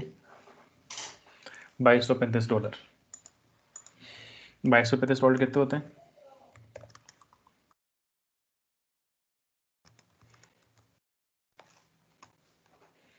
लगभग 1,64,000 रुपये। मतलब ये मान लो 1,70,000 80,000 के आसपास आपसे ये पैसे लेंगे, सिर्फ क्या पढ़ाने के? स्पार्क पढ़ाने के और हडूप पढ़ाने का ना, हडूप इंस्टॉलेशन वगैरह सिखाने का, और स्पार्क पे स्कोप वगैरह जो अपन पढ़ रहे हैं। जैसे आप कोर्स कंटेंट देखोगे, सर्टिफिकेशन का आप कोर्स देखोगे, कोर्स सेम है। मतलब इसीलिए आप, मतलब बोल रहा हूँ कि आप पढ़ के आप दे सकते हो। देखो यहाँ पे दे रखा है कोर्स आउटलाइन कि अपाचे और हडूप क्या है, डेटा प्रोसेसिंग क्या होती है, हैंड्स ऑन एक्सरसाइज अपन जो कर रहे हैं अभी। Hadoop cluster component, HDFS architecture using HDFS, फिर डिस्ट्रीब्यूट प्रोसेसिंग ऑन हडूप, यान आर्किटेक्चर क्या होता है, यान से कैसे वर्क करते हैं। फिर ये स्पार्क पे आ गए। मैपरेड्यूस है ही नहीं, मैपरेड्यूस हटा दिया गया है। मैपरेड्यूस मैंने आपको पढ़ा दिया, इसलिए मैंने जवाब ही नहीं किया मैं, क्योंकि मैपरेड्यूस इतना ज़्यादा पॉपुलर अभी नहीं है, स्पार्क पॉपुलर है। तो अभी अपन आगे पढ़ेंगे स्पार्क पूरा, कि स्पार्क में सारी चीज़ अपन पढ़ेंगे, पूरा स्पार्क दिया हुआ है आगे, है ना। तो पूरा अपन कवर करेंगे स्पार्क के अंदर पाइथन के थ्रू। तो वही चीज़ यहाँ पे इन्होंने दी हुई है। So first of all you should know कि नॉलेज इज़ वेरी इंपॉर्टेंट, है ना। सर्टिफिकेशन आप कर सकते हो, अगर आपको चाहिए तो बता देना। अगेन यहाँ पे इन्होंने क्या करा हुआ है, इन्होंने खुद के प्रोडक्ट्स देते हैं। तो आप जब प्रोडक्ट देखोगे तो इन्होंने खुद के नए प्रोडक्ट बना दिए हैं। पहले क्या मिलता था, क्लाउडेरा के हडूप क्लस्टर्स मिलते थे। अब इन्होंने क्या किया, एक नया प्रोडक्ट लॉन्च किया। देखो, डेटा इंजीनियरिंग के लिए अलग प्रोडक्ट लॉन्च कर दिया, डेटा स्टोर करने के लिए, डेटा वेयरहाउस के लिए अलग कर दिया, मशीन लर्निंग के लिए अलग कर दिया, क्लाउड के ऊपर भी उन्होंने क्या दिया हुआ है, अपना खुद का क्लाउड सर्विसेज दी हुई है कि आप वहाँ पे काम कर सकते हो। और यहाँ पे आप देख रहे हो कि हॉटनवर्क्स के डेटा प्लेटफॉर्म से आपको दिए हुए हैं। तो एक्चुअली पहले इनका क्या मिलता था, क्लाउडेरा का खुद का एक VM मिलती थी, जिसमें आप हडूप चला सकते थे। मेरे पास रखी हुई है, वैसे अपन यूज़ करेंगे उसको, पर अभी उन्होंने वो बहुत सेल करना बंद कर दिया है। इन्होंने खुद के हिसाब से नए प्रोडक्ट क्या करें, डिज़ाइन करें। तो कहने का मतलब क्या है कि अगर आपके पास फ्लेक्सिबिलिटी होती है तो आप खुद के प्रोडक्ट डिज़ाइन कर देते हो। और ज्ञान के बाद में ये चीज़ अवेलेबल हो गई है हडूप में, कि क्योंकि हडूप ओपन सोर्स है, कोई भी कंपनी हडूप यूज़ कर सकती है, खुद के कुछ अलग टूल्स बना सकती है और बाद में उनको मार्केट में सेल कर सकती है। तो ये चीज़ यहाँ पे चल रहा है अपना। तो एप्लीकेशन में क्या हुआ कि अब जैसे ये तेज जो है, तेज किसने बनाया? तेज बनाया बनाया तो अपाचे ने था, और इसको ऑप्टिमाइज कर दिया हॉटनवर्क्स ने। और ये जो तेज है वो मैपरेड्यूस से काफ़ी फास्ट काम करता है मैपरेड्यूस ही, लेकिन मैपरेड्यूस में जो जो इश्यूज थे, लाइक इनपुट आउटपुट स्लो था, स्टैटिक रिसोर्स मैनेजमेंट था, उनको चेंज करके इन्होंने उसको थोड़ा सा फास्ट कर दिया। स्पार्क के कंपेरिजन में स्लो है, लेकिन तेज काफ़ी फास्ट, इसका नाम ही तेज है ना। तो तेज मतलब समझते हो, इंडियन वर्ड है तेज, तो तेज आप समझते हो कि इसको बनाया गया। उसके अलावा तेज के अलावा पढ़ोगे इम्पाला, जो क्लाउडेरा का प्रोडक्ट है। तेज अपना हॉटनवर्क्स यूज़ करता था अपने हडूप क्लस्टर्स के अंदर, और इम्पाला कौन यूज़ करता है? इम्पाला यूज़ करता है क्लाउडेरा अपने क्लस्टर्स के अंदर। तो उन्होंने भी क्या किया, मैपरेड्यूस को ऑप्टिमाइज करके खुद का एक डिस्ट्रीब्यूटेड कंप्यूटिंग फ्रेमवर्क बना दिया। और स्पार्क तो है ही, स्पार्क को डेवलप किया गया। स्पार्क तो सबसे ज़्यादा पॉपुलर इसलिए क्योंकि पढ़ेंगे अपन क्यों पॉपुलर है। ये सब पॉसिबल किसकी वजह से हुआ? यान की वजह से। यान ने क्या दे दिया अपने को, फ्लेक्सिबिलिटी दे दी।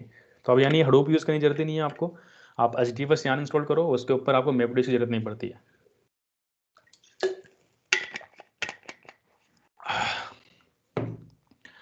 तो देखो ये आप चैप्टर पढ़ ही लेना, वैसे तो समझ आ जाएगा आपको।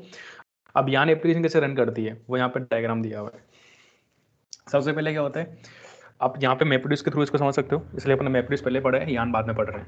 कि सबसे पहले एप्लीकेशन क्लाइंट होता है, यानी वो बंदा जिसने MapReduce का कोड लिखा है, जिसको इनपुट आउटपुट डायरेक्टरी का पाथ पता है, उसे हम बोलते हैं क्लाइंट नोड। कि अपन एप्लीकेशन सबमिट कर रहे हैं, अपन एप्लीकेशन रन करना चाहते हैं हाडूप क्लस्टर के ऊपर। तो जो क्लाइंट है उसने एप्लीकेशन क्या करी, सबमिट करी। अब ये हो सकता है MapReduce की एप्लीकेशन हो सकता है अपने स्पार्क की एप्लीकेशन हो सकता है तेज की एप्लीकेशन हो सकता है इम्पाला की क्वेरी हो या हाइव की क्वेरी हो, कुछ भी हो सकता है, कोई भी एप्लीकेशन हो सकती है। आगे अपन स्पार्क पढ़ेंगे तो स्पार्क की एप्लीकेशन अपन सबमिट करेंगे। तो सबमिट यान एप्लीकेशन, यान की एप्ली सबमिट करी अपन ने। आगे अपने पास रिसोर्स मैनेजर है। तो यान के दो पार्ट आपको पता ही है, अपन कब से बात कर रहे हैं, resource manager, node manager, resource manager, node manager. Node manager हर एक डेटा नोड पे चलते हैं, हर डेटा नोड का स्टेटस रखता है कि क्या काम चल रहा है, क्या काम नहीं चल रहा, कितनी रैम फ्री है, कितना रिसोर्स फ्री है। और रिसोर्स मैनेजर कहाँ चलता है, मास्टर एप्लीकेशन है। तो हर एक नोड मैनेजर किसको रिपोर्ट करता है, रिसोर्स मैनेजर को। तो इस हिसाब से रिसोर्स मैनेजर के पास हर एक नोड की क्या रहती है, इन्फॉर्मेशन रहती है कि कितने नोड हैं, कितने नोड अप हैं, कितने डाउन है, कितना काम चल रहा है, कितना काम नहीं चल रहा है। ये सारी इन्फॉर्मेशन अपने पास कहाँ है, रिसोर्स मैनेजर के पास है। तो पहला स्टेप होता है कि आप सबमिट करते हो यान एप्लीकेशन को। यान एप्लीकेशन सबसे पहले किससे बात करती है, अब यान एप्लीकेशन क्यों लिखा है अपन ने, मानो MapReduce है, MapReduce लेके चलता हूँ मैं। तो यान एप्लीकेशन MapReduce है अपना, MapReduce पे आपने कोई भी जॉब सबमिट करी, तो सबसे पहले MapReduce एप्लीकेशन क्या करेगी, अपनी मास्टर एप्लीकेशन रन करेगा, यानी कि जॉब ट्रैकर को रन करने की ट्राई करेगा। तो जॉब ट्रैकर रन करने के लिए क्या चाहिए, उसको रिसोर्स चाहिए। तो सबसे पहले यान एप्लीकेशन रिसोर्स मैनेजर के पास जाएगा। रिसोर्स मैनेजर जो है अपना,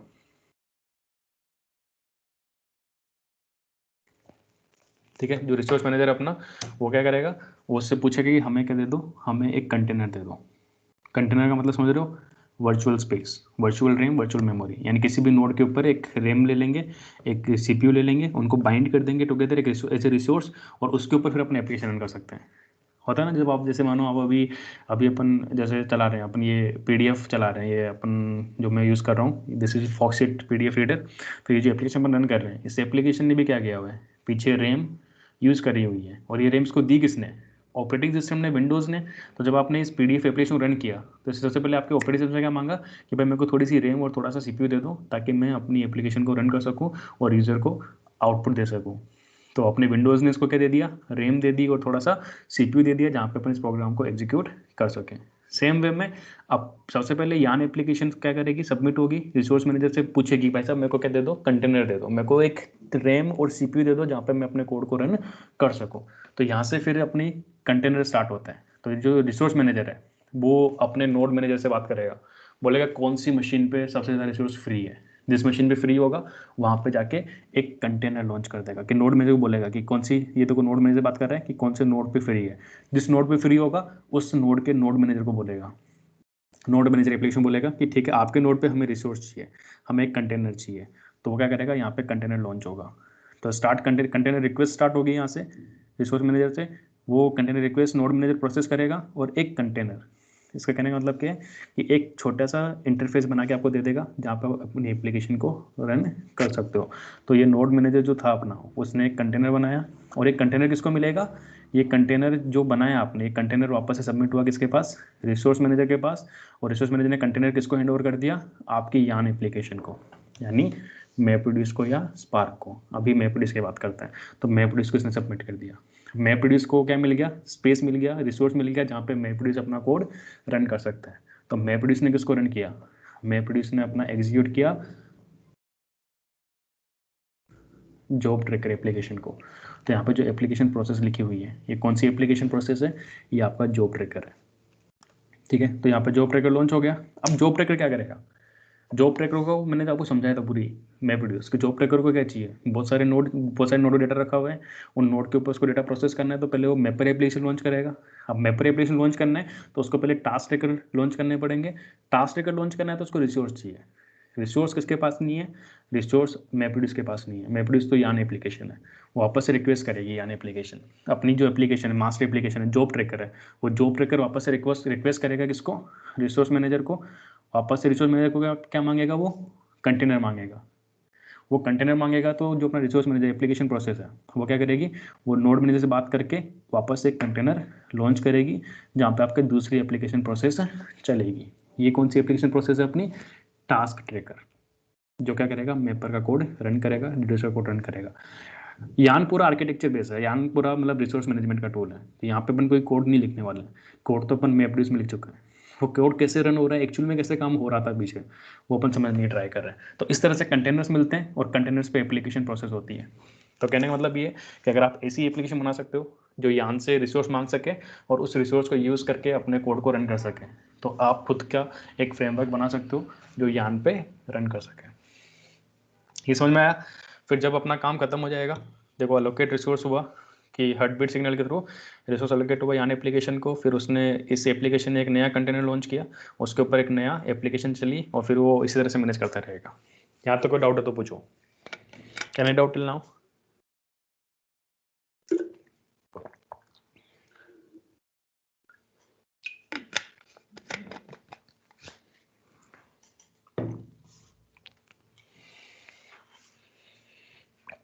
ठीक है, तो इस फिगर में इन्होंने समझा रखा है कि कैसे काम हो रहा है अपने पास। तो सबसे पहले क्या होती है, रिसोर्स रिक्वेस्ट होती है, इसको अपन बोलते हैं कंटेनर रिक्वेस्ट।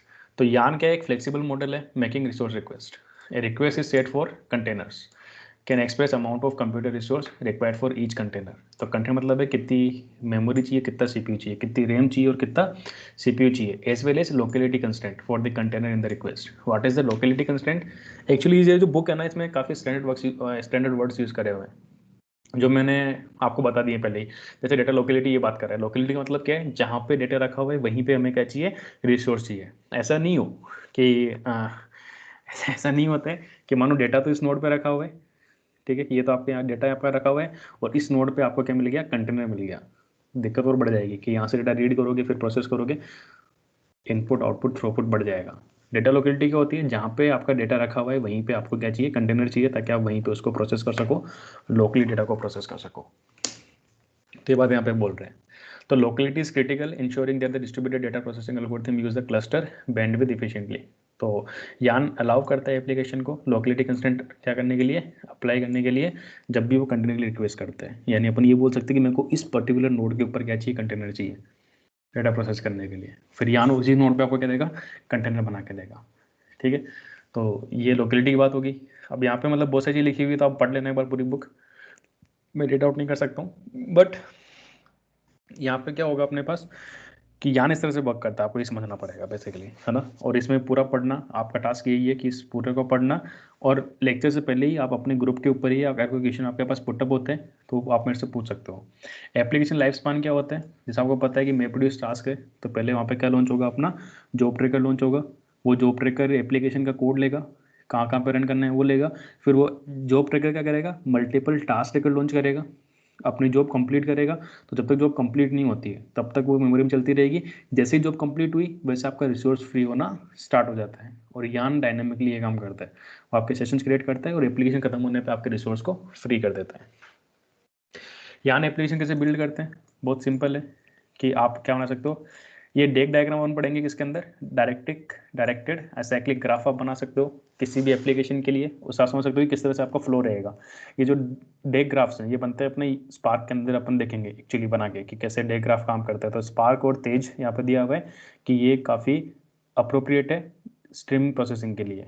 बाकी सेमजा, स्ट्रॉम ये भी आप यूज़ कर सकते हो डेटा प्रोसेसिंग के लिए। तो ये काफ़ी टूल्स है अपने पास कि किस तरह से आप, ये बहुत सारे टूल्स के नाम ले रखा है इन्होंने यहाँ पे। यान को कंपेयर किया गया है मैपरेड्यूस 1 से, तो ये कंपेरिजन आप पढ़ लेना। ठीक है, जैसे मैपरेड्यूस 1 में जॉब ट्रैकर काम करता था, यान के अंदर क्या काम करता है, रिसोर्स मैनेजर काम करता है। और उस रिसोर्स मैनेजर के अंदर जॉब ट्रैकर की जगह कोई भी हो सकता है, मैपरेड्यूस में कोई भी फ्रेमवर्क हो सकता है, उसका एप्लीकेशन मास्टर और टाइमलाइन सर्वर जो ये मैनेज करता है कि कितना काम कितना टाइमलाइन पे किस टाइमलाइन में क्या काम हो रहा है। ये दो तरह के सर्वर्स अपने काम करते हैं यान के अंदर। टास्क ट्रैकर जो होता था उसकी जगह नोड मैनेजर होता है जो कि हर नोड को मैनेज करता है। और स्लॉट्स मतलब होता है कि कौन से स्लॉट्स मिल रहे हैं, वो कंटेनर अपन बोलते हैं यान के अंदर, मेमोरी और रैम की वजह।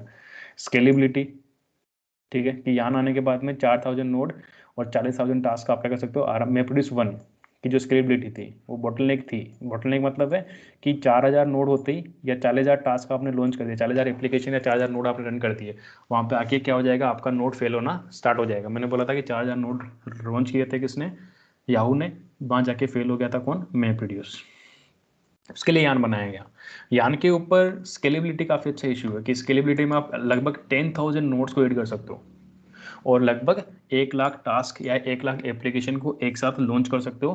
किसके ऊपर, यान के ऊपर। तो देखो फ्लेक्सिबिलिटी कितनी होगी, कितना ज़्यादा अपन डेटा को स्केल कर सकते हैं, कितना ज़्यादा अपने हडूप क्लस्टर को अपन स्केल कर सकते हैं। तो ये यहाँ पे आपको दिया हुआ है, अवेलेबिलिटी दिया हुआ है कि हाई अवेलेबिलिटी है।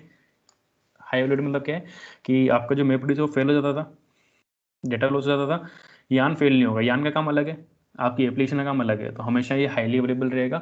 कभी भी जब भी नीड पड़ेगी वो आपकी एप्लीकेशन के डोमेन्स को रिप्लेस कर देगा, दूसरी एप्लीकेशन लॉन्च कर देगा। ऐसे बहुत सारी चीज़ दी हुई। यूटिलाइजेशन, रिसोर्स यूटिलाइजेशन बहुत अच्छी चीज़ है, क्योंकि मैंने बोला था कि डायनेमिक रिसोर्स अलोकेशन नहीं होता है मैप प्रोड्यूस के अंदर। मैंने ये भी बोला था कि जब आप मैप प्रोड्यूस जॉब रन करते हो तो क्या होता है, जितने भी नोड्स हैं, हर नोड पे जब तक मैप पर सारे मैप पर टास्क कंप्लीट नहीं होते तब तक आपका रिसोर्स फ्री नहीं होता है। फिर उसका आउटपुट कहीं राइट करते हो, फिर रिड्यूसर चलते हैं। फिर जब तक रिड्यूसर सारे रिड्यूसर फ्री नहीं होंगे तब तक आप क्या नहीं करोगे, अपना रिसोर्स फ्री नहीं करोगे। और जब तक एक एप्लीकेशन खत्म नहीं होगी आप दूसरी एप्लीकेशन को पैरेलली लॉन्च नहीं करोगे, क्योंकि उससे डेटा लॉस की इशू बढ़ जाता है मैपरेड्यूस के अंदर। लेकिन स्पार्क, सॉरी, ये जो अपना यान है इसका काम ही क्या है, रिसोर्स मैनेजमेंट का। तो ये काफ़ी इफिशिएंटली रिसोर्स को मैनेज करता है, यूटिलाइज करता है आपके रिसोर्स को, डायनेमिक मैनेज करता है। एक ही नोड के ऊपर 3-3 4-4 एप्लीकेशन ही रन कर देता है अगर पॉसिबल है तो, छोटे छोटे कंटेनर बना के, ताकि आपका रिसोर्स, कंप्लीट रिसोर्स आपका यूज़ हो सके। तो बाकी तो डिटेल में यहाँ पे लिखा हुआ है, वो पढ़ लेना। मल्टी टेंडेंसी लिखी हुई है, ठीक है। मल्टी टेंडेंसी मतलब क्या होता है कि मल्टीपल एप्लीकेशंस को एक साथ रन कर सकते हो। जो आपका मैं प्रोड्यूस था उसे हम बोलते हैं बैच प्रोसेसिंग।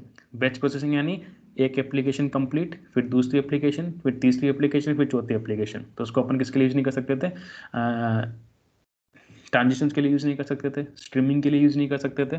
तो अपने मैपरेड्यूस 2 में तो जरूर थोड़ा बहुत चेंज हुआ था, लेकिन मल्टी टेंडेंसी का मतलब है कि एक ही जगह पर आप मल्टीपल एप्लीकेशन को एक साथ रन कर सकते हो, ठीक है। तो आप यान एप्लीकेशन को बहुत ज़्यादा डिफरेंट डिफरेंट वर्जन ऑफ मैपरेड्यूस को आप सेम यान क्लस्टर पे रन कर सकते हो। अलग अलग एप्लीकेशंस को आप, एक एप्लीकेशन आपकी मैपरेड्यूस चल रही है, एक आपकी स्पार्क एप्लीकेशन चल रही है, एक तेज चल रहा है, तीनों टाइप की एप्लीकेशंस को आप रन कर सकते हो यान क्लस्टर के ऊपर। बाकी शेड्यूलिंग एल्गोरिथम्स अब यान में होती है। शेड्यूलिंग का मतलब क्या होता है, जैसे मान लो जॉब शेड्यूल कर रहे हो आप, तो हर जॉब की अपनी रिक्वायरमेंट होती है। जैसे अपन देखते हैं ना कि कभी अपन काम करते हैं, कोई छोटा मोटा काम करते हैं, आपने एक बहुत बड़ा डेटा फोल्डर कॉपी किया, आपने एक स्टार्टिंग में आपने कॉपी करना स्टार्ट किया, बहुत बड़ा फोल्डर कॉपी करना स्टार्ट किया, फिर आपने एक छोटा फोल्डर कॉपी करना स्टार्ट किया। तो अगर पहले क्या होता था कि पहले मल्टी प्रोसेसिंग नहीं होती थी, तो अपन ये बोले कि अगर अपन फीफो शेड्यूलिंग यूज़ कर रहे हैं, सपोज करो आपको 2 टास्क कंप्लीट करने हैं, आपने पढ़ा भी होगा ऑपरेटिंग सिस्टम के अंदर, अगर आपके सब्जेक्ट्स के अंदर है, कि शेड्यूलिंग एल्गोरिथम्स क्या होती है। कि कोई भी टास्क होता है या कोई भी जॉब होती है, टास्क या जॉब एक ही बात है, कोई भी टास्क होता है, उसको अपन जब रन करते हैं तो टास्क को क्या चाहिए होता है, सीपीयू टाइम चाहिए होता है और मेमोरी चाहिए होती है।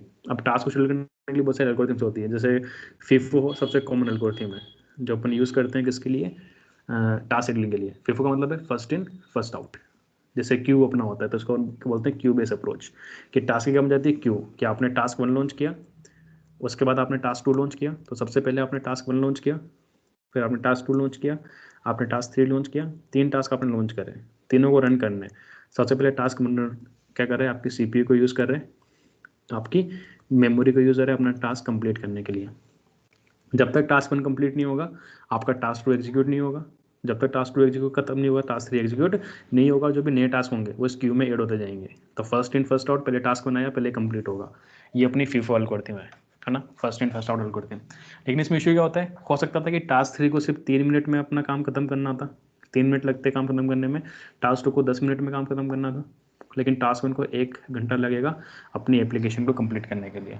तो इसके चक्कर में क्या होगा कि जब तक टास्क 1 कंप्लीट नहीं होगा, यानी आपकी टास्क 2 और टास्क 3 कब तक वेट करेंगे, 1 घंटे तक वेट करेंगे।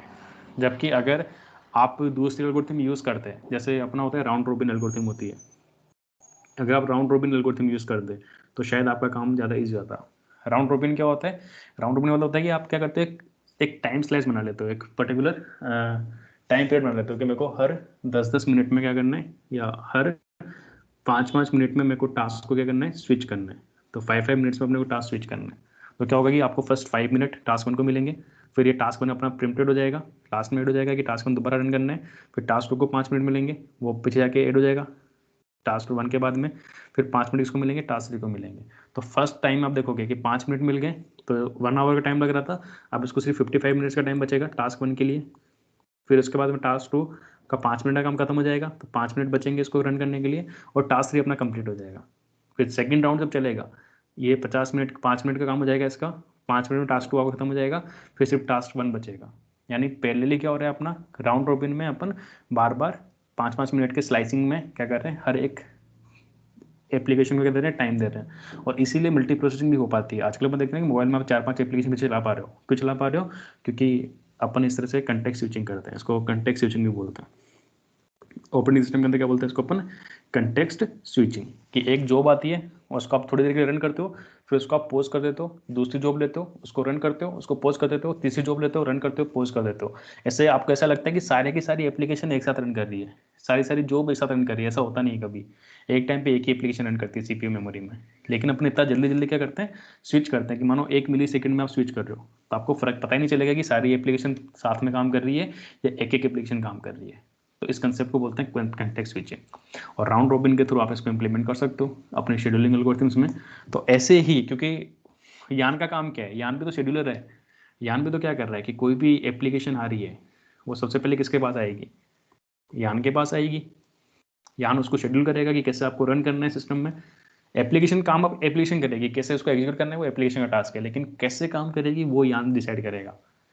कि मानो F1 पहले आई थी, उसके बाद F2 आई, उसके बाद F3 आई। अगर यान को आपने फीफो में कॉन्फ़िगर कर रखा है, तो सबसे पहले एप्लीकेशन 1 कंप्लीट करने का प्रायोरिटी टास्क होगा यान का, फिर एप्लीकेशन 2 कंप्लीट करेगा, फिर एप्लीकेशन 3 कंप्लीट करेगा। तो इस तरह से अपने पास क्या है, अलग अलग शेड्यूलिंग एल्गोरिथम्स है, जिनको अपन यान की कॉन्फ़िगरेशन फाइल में जाके, ठीक है, यान की कॉन्फ़िगरेशन फाइल में जाके क्या कर सकते हैं, चेंज कर सकते हैं। और ये एक्चुअली ऐसा कुछ नहीं कि कौन सी बेस्ट पॉलिसी है, कौन सी वर्स्ट पॉलिसी है, ये अपन डिसाइड नहीं कर सकते। कई बार लोग क्या करते हैं, कंपेयर करना स्टार्ट कर देते हैं कि यार सचिन तेंदुलकर बढ़िया प्लेयर है या विराट कोहली बढ़िया प्लेयर है ना। वी जस्ट, या अपन बोल सकते हैं आप बोलोगे यार ये बंदा बढ़िया है या वो बंदा बढ़िया है, अपन कंपेयर करते हैं। I think we can not compare people together. उनकी अपनी भी प्रॉपर्टीज़ है, उनके अपने अपने यूज़ केस है। किसी पर्टिकुलर सिचुएशन में कोई बेस्ट है, किसी और सिचुएशन में कोई और बेस्ट होगा। तो उसी हिसाब से जो एल्गोरिथम्स होती है, वो भी सारे एल्गोरिथम्स अपने जगह पे बेस्ट है। उनका यूज़ केस अलग अलग है, उनकी डिमांड अलग अलग है कि आप पे किस तरह से कैसे काम करना है, उस पर डिपेंड करता है कि कौन सी एल्गोरिथम बेस्ट परफॉर्म करेगी। तो यहाँ पे अपन देखें कि शेड्यूलिंग इन यान कैसे वर्क करते हैं। कि जो यान है उसमें शेड्यूलिंग एल्गोरिथम्स होती है, तो बहुत सारी एल्गोरिथम्स आप यूज़ कर सकते हो। जैसे फीफो शेड्यूलर हो गया अपने पास, कैपेसिटी शेड्यूलर हो गया। तो सबसे पहले अपन बात करते हैं कि यान के अंदर FIFO, capacity and fair schedulers, 3 algorithms है अपने पास। तीनों को अपन यूज़ कर सकते हैं, फीफो शेड्यूलर, कैपेसिटी शेड्यूलर और फेयर शेड्यूलर। तो फीफो क्या होता है, FIFO scheduler palaces application in A request, run them in order of submission, first in first out. जो मैं आपको बता चुका हूँ कि फीफो में क्या होगा, सबसे पहली एप्लीकेशन जो आएगी वो एग्जीक्यूट होगी, वो अपना काम खत्म करेगी, फिर दूसरी एप्लीकेशन आएगी वो अपना काम खत्म करेगी, फिर तीसरी एप्लीकेशन आएगी वो अपना काम खत्म करेगी। इसको हम बोलते हैं बैच प्रोसेसिंग। मैपडीज में ऐसा ही होता था कि एप्लीकेशन आई, रन हुई, दूसरी आई, रन हुई, तीसरी आई, रन हुई, एक एक बैच रन हो रहा है। तो this is called batch processing also. तो फीफो आप यूज़ कर सकते हो, ठीक है, बाय डिफॉल्ट होता है। सेकंड अपने पास है कैपेसिटी शेड्यूलर। कैपेसिटी शेड्यूलर क्या होता है अपने पास, कि कैपेसिटी के हिसाब से आप काम करते हो।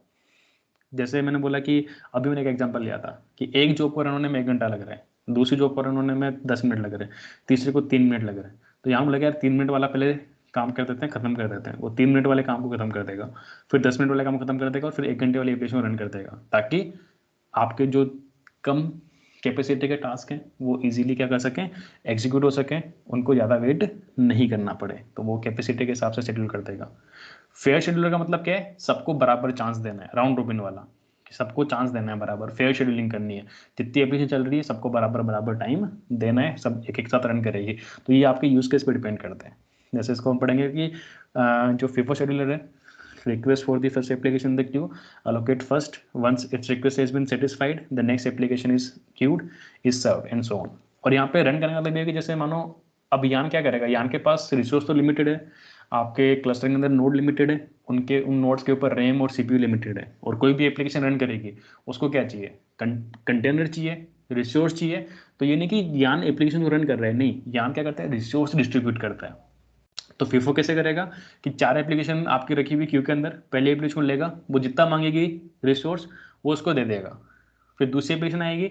अब चूंकि उसने एक एप्लीकेशन को रिसोर्स दे दिया है तो दूसरे को देने के लिए उसके पास कम रिसोर्स है, तो दूसरी एप्लीकेशन मांगेगी रिसोर्स, अगर उसका अवेलेबल होगा तो दूसरे को दे देगा, तो और रिसोर्स कम हो गया, तीसरी आएगी, तीसरी रिसोर्स मांगेगी, उसको रिसोर्स देगा जितना अवेलेबल है उतना। तो इस तरह से जैसे जैसे आगे जाता जाएगा उसके पास रिसोर्स कम होता जाएगा यान के पास, तो हो सकता है किसी एप्लीकेशन को वेट करना पड़े। जैसे मानो एप्लीकेशन 4 है, लेकिन एप्लीकेशन 4 के लिए यान के पास क्या नहीं बचा, रिसोर्स नहीं बचा, क्योंकि 3 एप्लीकेशन ऑलरेडी रन कर दिए और उन्होंने बहुत सारे रिसोर्स ऑक्यूपाई कर लिया है। तो फिर यान बोलेगा कि भाई आप वेट करो जब तक कोई एप्लीकेशन क्या नहीं होती है, कंप्लीट नहीं होती है। जैसे एक एप्लीकेशन कंप्लीट होगी, उसका रिसोर्स फ्री होगा, यान उस रिसोर्स को, उस कंटेनर रिसोर्स को किसको देगा, आपकी 4th एप्लीकेशन को लोकेट कर देगा। तो जिस ऑर्डर में एप्लीकेशन सबमिट हो रही है उसी ऑर्डर में क्या करेगा, उनको रिसोर्स ऑक्यूपाई करवाएगा, उसी ऑर्डर में उनको कंटेनर बना के देगा। तो ये तो पहला हो गया अपना FIFO शेड्यूलर हो गया। तो FIFO शेड्यूलर के पास मेरिट है। मेरिट क्या है, इसका फ़ायदा क्या FIFO का, कि सबसे सिंपल एल्गोरिथम है, इसमें अंडरस्टैंडिंग में बहुत सिंपल है, कॉन्फ़िगरेशन बहुत सिंपल है, और ये शेयर्ड क्लस्टर के लिए काफ़ी सूटेबल एल्गोरिथम है। लार्ज एप्लीकेशन जो भी होती है वो आपके आराम से FIFO के ऊपर रन कर सकती है, ठीक है।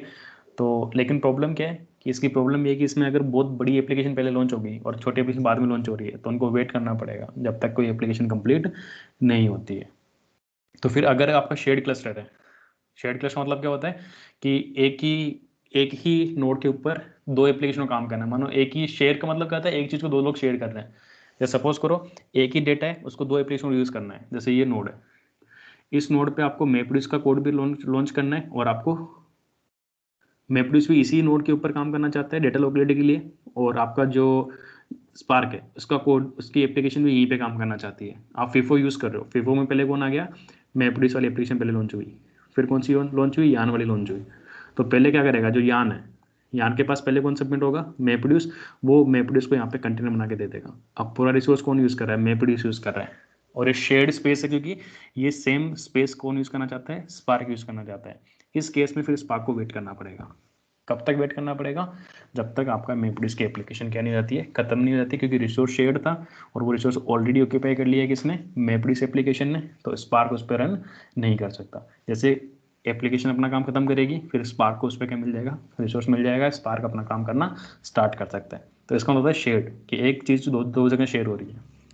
तो बोले अगर आपके पास शेयर्ड है, मतलब जैसे अपना तो शेयर्ड ही है अपने पास एक ही नोड है, तो अपने पास एक ही नोड है तो अपन कोई भी एप्लीकेशन रन करेंगे, तो FIFO अपन यूज़ कर रहे हैं तो अपने तो लग जाएगी, क्योंकि FIFO में तो अपन एक एप्लीकेशन लॉन्च करी, दूसरी लॉन्च करेंगे, क्योंकि एक ही नोड है, वो वेट करना पड़ेगा जब तक पहली एप्लीकेशन खत्म नहीं होती। अपने पास एक ही नोड है, शेयर कर रहे हैं अपन डेटा को, तो अपन दूसरी एप्लीकेशन रन नहीं करेंगे तो बोटलनेक सिचुएशन बन जाएगी।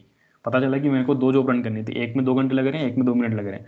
मैंने पहले 2 घंटे वाली लॉन्च कर दी, फिर मैंने 2 मिनट वाली लॉन्च करी, उस 2 मिनट वाली को रन करने के लिए मेरे को 2 घंटे वेट करना पड़ेगा, क्योंकि मेरे पास जो स्पेस है वो शेयर्ड है, और ऑलरेडी मेरा जो मैक्सिमम कंटेनर्स है, जो मैक्सिमम रिसोर्स था, वो मेरी पहली एप्लीकेशन ने क्या कर लिया, यूज़ कर लिया। तो उसके लिए फिर अपना ये जो FIFO है वो इतना यूज़फुल नहीं होता है। तो अपन क्या यूज़ करते हैं, फिर अपन या तो कैपेसिटी यूज़ करेंगे, या फिर अपन क्या यूज़ करेंगे, अपना फेयर शेड्यूलर अपन यूज़ करेंगे। तो ये जो दोनों है, जो फेयर और आपका कैपेसिटी शेड्यूलर है, ये दोनों क्या करते हैं, कंप्लीट करते हैं आपकी जॉब को टाइमली मैनर में। टाइमली मैनर का मतलब ये सबको बराबर बराबर चांस देते हैं कि will while style allowing user to running concurrent smaller and hope queries to get result back in a reasonable time. क्योंकि अब मैंने बताया कि फेयर शेड्यूलर और ये जो अपना कैपेसिटी शेड्यूलर है, दोनों में क्या होता है कि जो छोटी छोटी एप्लीकेशन है जिनको कम टाइम लगने वाला है, वो फटाफट एग्जीक्यूट हो जाती है, उनके लिए आपको वेट नहीं करना पड़ता है। तो जो छोटी छोटी एप्लीकेशन है उनको आप लॉन्च कर सकते हो, कोई बड़ी एप्लीकेशन रन कर रही है तो थोड़ी देर के लिए प्रिंट होगी, आपके छोटी एप्लीकेशन रन होकर निकल जाएगी। तो इस वजह से काफ़ी अच्छा अपना यूज़ होता है। तो आप इन तीनों के बारे में, आपका जो टास्क है वो टास्क यही है कि आप यान के ऊपर एक अच्छी सी PPT बनाओगे, डिटेल्ड PPT, जो यान को एक्सप्लेन करेगा।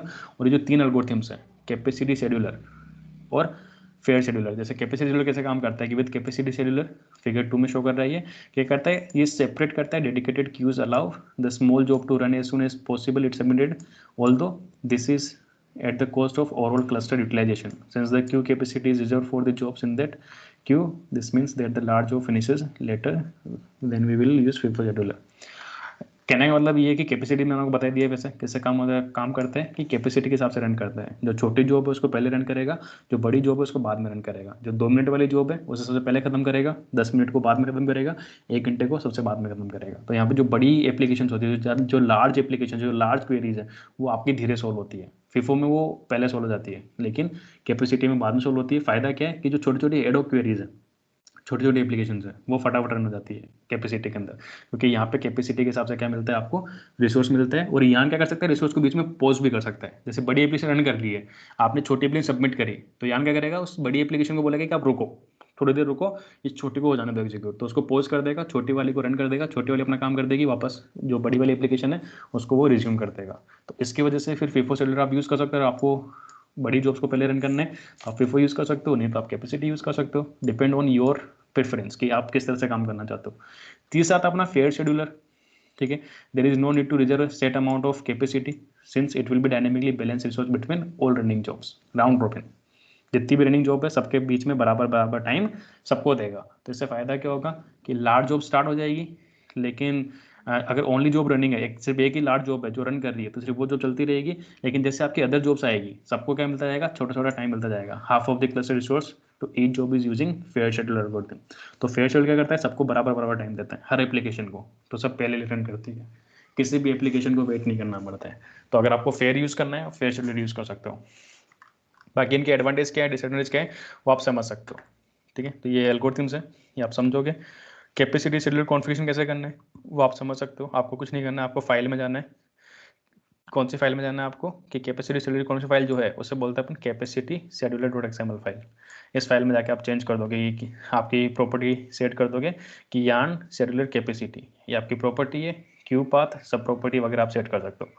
तो इस तरह से यान कॉन्फ़िगरेशन दे रखा है। अगर आपको सेट करना है तो आप उस एक्सएमएल फाइल में जाओगे और उसमें जाके ये वाली एंट्रीज कर दोगे कि मिनिमम मैक्सिमम कैपेसिटी कितनी होनी चाहिए, डेवलपमेंट कैपेसिटी कितनी होनी चाहिए, प्रोडक्शन कैपेसिटी कितनी होनी चाहिए, कितनी क्यूज़ है अपने पास, इंजीनियरिंग और साइंस क्यूज़ है। प्रोडक्शन डेवलपमेंट 2 टाइप के हमारे पास क्यूज़ हैं, किस क्यू में कितने शेड्यूल चलेंगे, कि कितनी कैपेसिटी है 50, कितनी कैपेसिटी है 50, इस तरह आप सेट कर सकते हो। एंड फेयर शेड्यूल कॉन्फ़िगरेशन में आपको दिया हुआ है कि अगर आपको फेयर शेड्यूल कॉन्फ़िगर करना है तो उसके लिए आपको बाय डिफ़ॉल्ट जाके ये चेंजेस करने पड़ेंगे कॉन्फ़िगरेशन फाइल के अंदर जाके। बाकी बाय डिफ़ॉल्ट आपका फीफो होता ही है। तो अपन जो यूज़ कर रहे हैं डिफ़ॉल्ट वो क्या है, अपनी फीफो शेड्यूलर है जो अपन यूज़ कर रहे हैं, परमिशन वगैरह दिया हुआ है आपको। तो ये फ़ायदा है अपने किसको यूज़ करने का, यान को यूज़ करने का। यान अपना रिसोर्स मैनेजर है। जैसे मेरे पास क्लाउडर की PDF रखी हुई है जस्ट बिकॉज मैंने कोर्सेज करे हुए हैं। Because of privacy reason I can not share you this PDF and the reason is that कि ये एक्चुअली लाइसेंस के साथ में मिलती है, तो वो लाइसेंस कैंसिल हो जाता है अगर मैं इस डेटा को शेयर करूँगा। तो but I can show you basically things. इसमें अपन चलते हैं अपने यान के ऊपर कि इसने यान टॉपिक में क्या दिया हुआ है। तो अपाचे हडूप के बारे में बात कर रहे हैं, HDFS की बात कर रहे हैं कि HDFS क्या करता है, किस तरह से देखो ब्लॉक स्टोर करता है, वो यहाँ पे दिया हुआ है अपने को। कमांड दी हुई जो अपन यूज़ करिए केट गेट mkdir।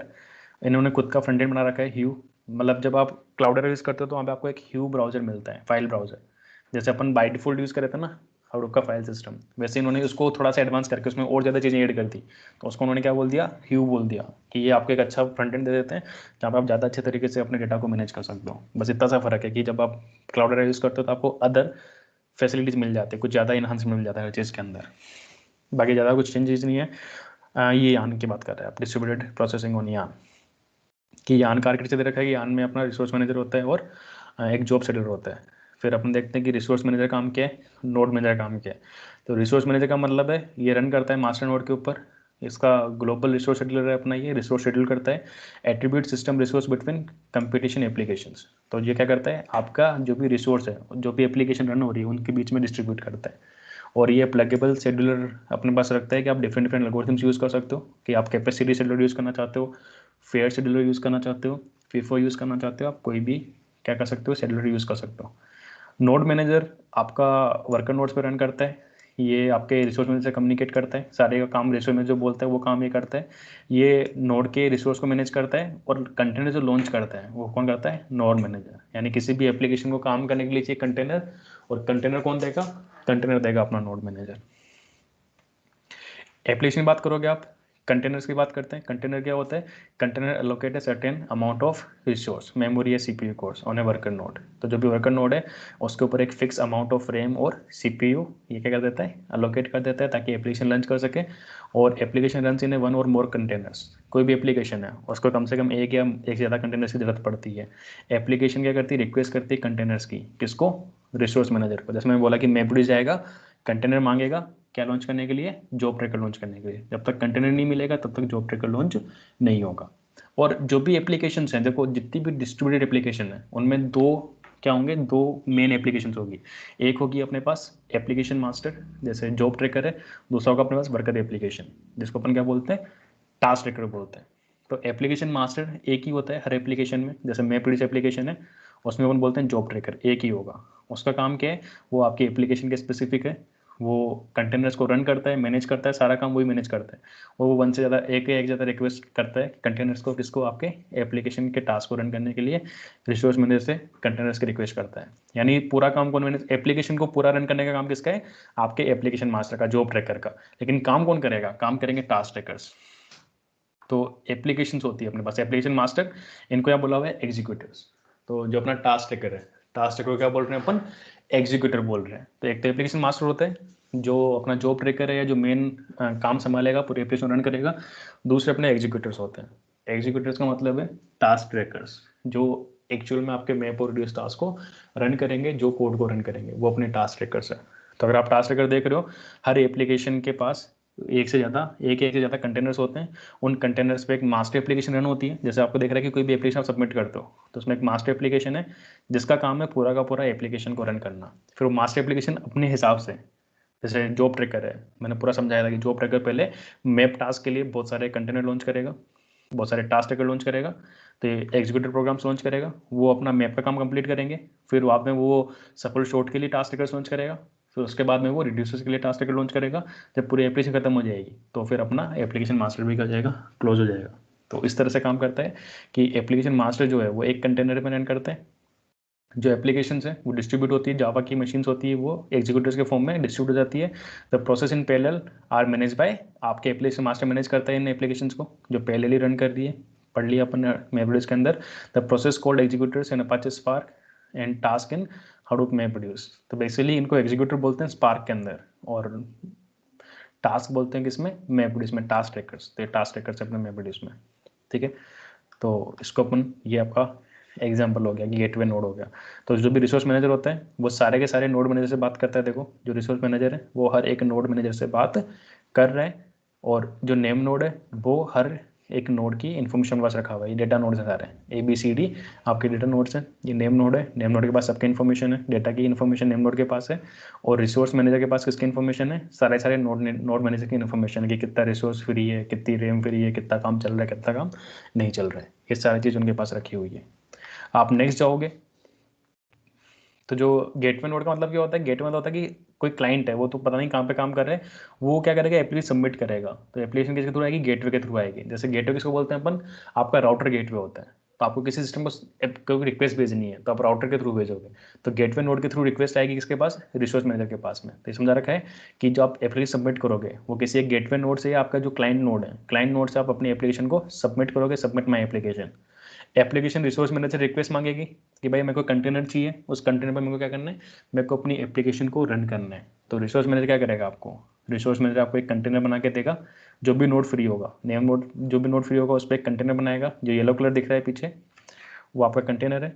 उस कंटेनर के ऊपर आप क्या लॉन्च करेगी? आपकी एप्लीकेशन जो है, जो भी आपका जैसे फ्रेमवर्क है, चाहे मैपरेड्यूस हो चाहे स्पार्क हो, जो भी फ्रेमवर्क है आपका, वो फ्रेमवर्क अपना एप्लीकेशन मास्टर को लॉन्च करेगा। मैं भी मैपरेड्यूस की बात कर लेते हैं। तो क्या लॉन्च करेगा? जॉब ट्रैकर को लॉन्च करेगा। जॉब ट्रैकर जैसे लॉन्च होगा फिर जॉब ट्रैकर नेम नोड से बात करेगा कि भाई मेरे को इन डायरेक्टरी से इनपुट रीड करना है।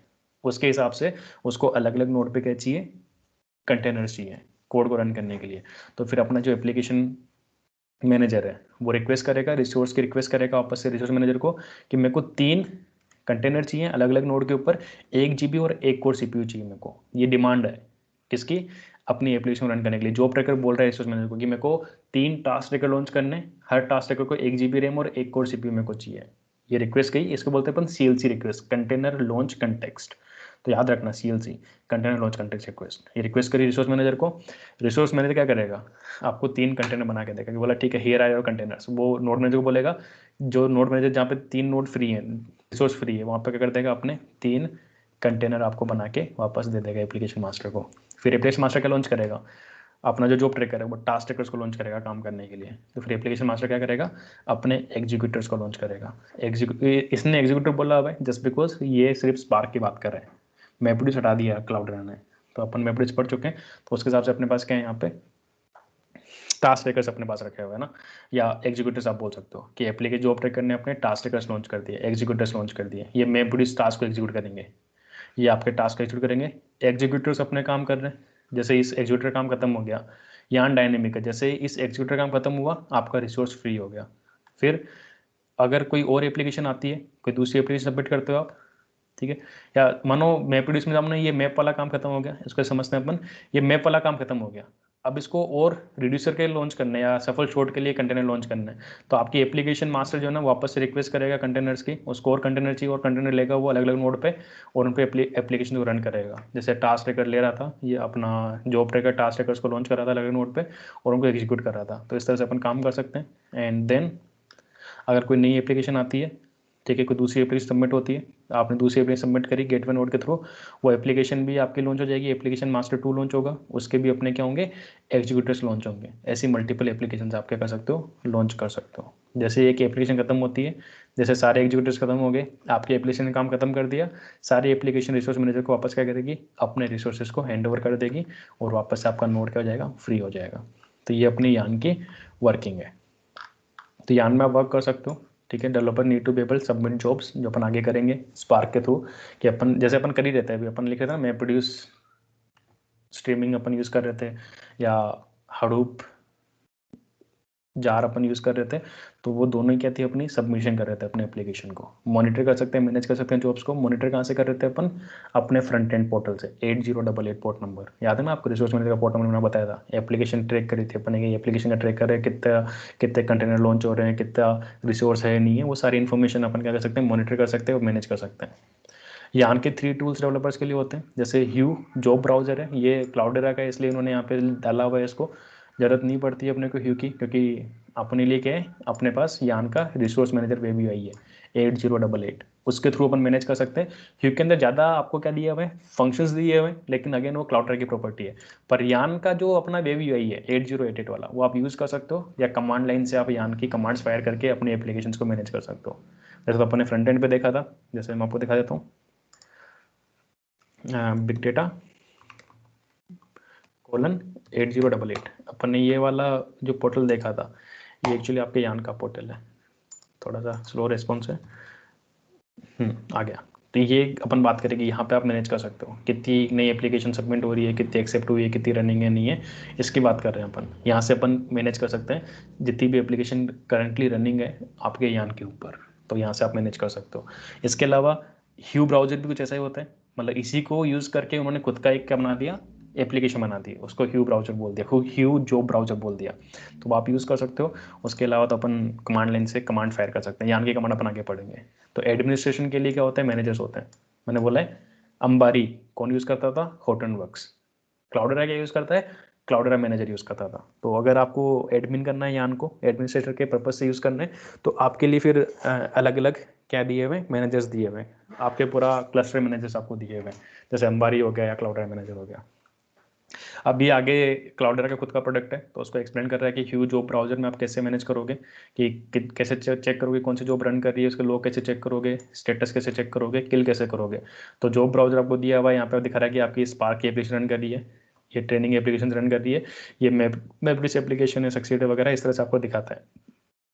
दूसरा, ये अपन अभी चेक किया अपन ने 8088 पोर्ट नंबर बाय डिफॉल्ट होते हैं, और इस पर अपन चेक कर सकते हैं, डिटेल्ड ओवरव्यू देख सकते हैं अपन। ये और ज़्यादा मोर डिटेल व्यू दिखाता है, ह्यू की जगह does not provide any control और कॉन्फ़िगरेशंस। बस ये एक मिस्टेक है जो ये प्रोवाइड नहीं करता है, और वो ह्यूमन उन्होंने ऐड किया हुआ है, लेकिन ज़्यादा बेटर है। देखो आप चेक कर सकते हो, यहाँ पे आपकी सारी एप्लीकेशन आपको दिख जाएगी डायरेक्टली, आपको सारा का सारा नोट्स वगैरह मिल जाएंगे। तो इस तरह से आप लिंक कर सकते हो, आप टर्मिनेट कर सकते हो, और रनिंग फेल्ड कर सकते हो, कुछ मैनेज कर सकते हो एप्लीकेशंस को। तो यहाँ पे देखो एप्लीकेशन के बारे में ये सब कुछ हम देख चुके हैं कि एप्लीकेशन मास्टर आपको दिखा रहा है, ट्रैकिंग यूआरएल, ठीक है, एग्रीगेशन लॉग्स वगैरह आप चेक कर सकते हो एप्लीकेशन के। कमांड लाइन से आप यूज़ कर सकते हो कि यान कमांड फायर कर सकते हो, जैसे यान एप्लीकेशन ऐप में लिस्ट आप करोगे तो जितनी भी एप्लीकेशन चल रही है, जितनी भी प्रोसेस चल रही है, सारे एप्लीकेशन आपको दिखाएगा। और कोई एप्लीकेशन आपको बंद करनी है तो यान एप्लीकेशन -किल एप्लीकेशन आईडी, वो एप्लीकेशन को टर्मिनेट कर देगा। तो इस तरह से आप कमांड्स यूज़ कर सकते हो कि आप लॉग चेक करना चाहते हो तो यान लॉग्स कमांड है, -एप्लीकेशन आईडी में आप एप्लीकेशन आईडी भेज दो, आपको लॉग मिल जाएगा। बाकी और भी कमांड से आप यान -हेल्थ से यूज़ कर सकते हो। क्लाउडेरा मैनेजर ज़रूरत नहीं है अपने को पढ़ने की। एसेंशियल पॉइंट्स ध्यान रख सकते हो, यान जो मैनेज करता है रिसोर्स को हडूप क्लस्टर के अंदर, शेड्यूल करता है एप्लीकेशंस को। वर्कर नोड मैनेजर के ऊपर रन करते हैं डेमन से, manage by resource manager on master node. Application जो रन करती है यान के ऊपर, उनके पास 2 पार्ट होते हैं, एप्लीकेशन मास्टर और 1 और मोर एग्जीक्यूटर्स, ठीक है। और जो ह्यू वगैरह है, देखो ह्यू को बार बार यूज़ कर रहे हैं क्योंकि अपना प्रोडक्ट सेल करना है, कोई भी कंपनी अपना प्रोडक्ट सेल करती है बार बार उसका नाम यूज़ करती है। But resource manager web UI से या यान की कमांड से आप क्या कर सकते हो, अपने रिसोर्सेज को मैनेज कर सकते हो, या क्लाउडेरा मैनेजर या अंबारी के थ्रू भी आप ये काम कर सकते हो अगर आपको बड़े लेवल पे आप काम कर रहे हो, पूरे के पूरे क्लस्टर पे आप काम कर रहे हो तो, ठीक है। तो ये कुछ लिंक्स उन्होंने दे रखे कि वहाँ से आप पढ़ सकते हो यान के बारे में। That's it. Hands on exercise दी हुई है कि मॉनिटरिंग करना वगैरह है, बहुत सिंपल काम है। आगे स्पार्क आ गया, तो स्पार्क के बाद थोड़ा लेट पढ़ेंगे। यान के बाद अपना जो नेक्स्ट वीक में अपनी जो क्लास होगी उस क्लास में अपन डिस्कस करेंगे स्कूप और फ्लूम को। वैसे इसमें स्कूप और फ्लूम भी आता है, अगर आप क्लाउडेरा के सर्टिफिकेट दोगे या कहीं भी जाओगे, स्कूप और फ्लूम क्योंकि उनका काम अलग है, वो आपके डेटा इंजेस्ट टूल है, तो डेटा कलेक्ट करने के लिए स्कूप तो यूज़ करना ही पड़ेगा आपको, डेटाबेस वगैरह से लेना है तो अपन उसकी बात कर लेंगे। आप यान पे पीपीटी बना के सबमिट कर देना, कंप्लीट प्रॉपर पीपीटी, जितना कंटेंट आपको मिले इंटरनेट पे पढ़ लेना। मैपडेस का कंटेंट आप इंटरनेट पे पढ़ लेना, कोई डाउट हो मेरे से नेक्स्ट क्लास से पहले पूछ लेना। आपके ऊपर डिपेंड करता है। देखो Hadoop I think is a more better job choice rather than machine learning and big data, sorry machine learning and data science. क्योंकि मशीन लर्निंग डेटा साइंस में लोगों को लगता है कि अच्छा कैरियर है, लेकिन इनिशियली आपको काफ़ी कम जॉब्स वहाँ पे मिलती है, फ्रेशर्स को इतना रिकमेंड नहीं करती कंपनी, आपको ज़्यादा पेन लेना पड़ता है। बिग डेटा सेम प्रोफाइल है, बिग डेटा ज़्यादा बड़ी प्रोफाइल है rather than machine learning engineer और बिग डेटा इंजीनियर, क्योंकि वो जो एप्लीकेशन है मशीन लर्निंग की, जो आपकी एनालिसिस की जॉब है, वो अगर बड़ी कंपनी में आप जा रहे हो तो वो हडूप के ऊपर ही चलेगी, और हर कंपनी हडूप यूज़ कर रही है, हर बड़ी कंपनी हडूप यूज़ कर रही है। तो आई थिंक मेरे हिसाब से तो अगर मेरे को मानो सपोज करो अगर टीचिंग छोड़ के अगर मेरे को करियर स्विच करना है तो I will switch in A data engineer post in Hadoop.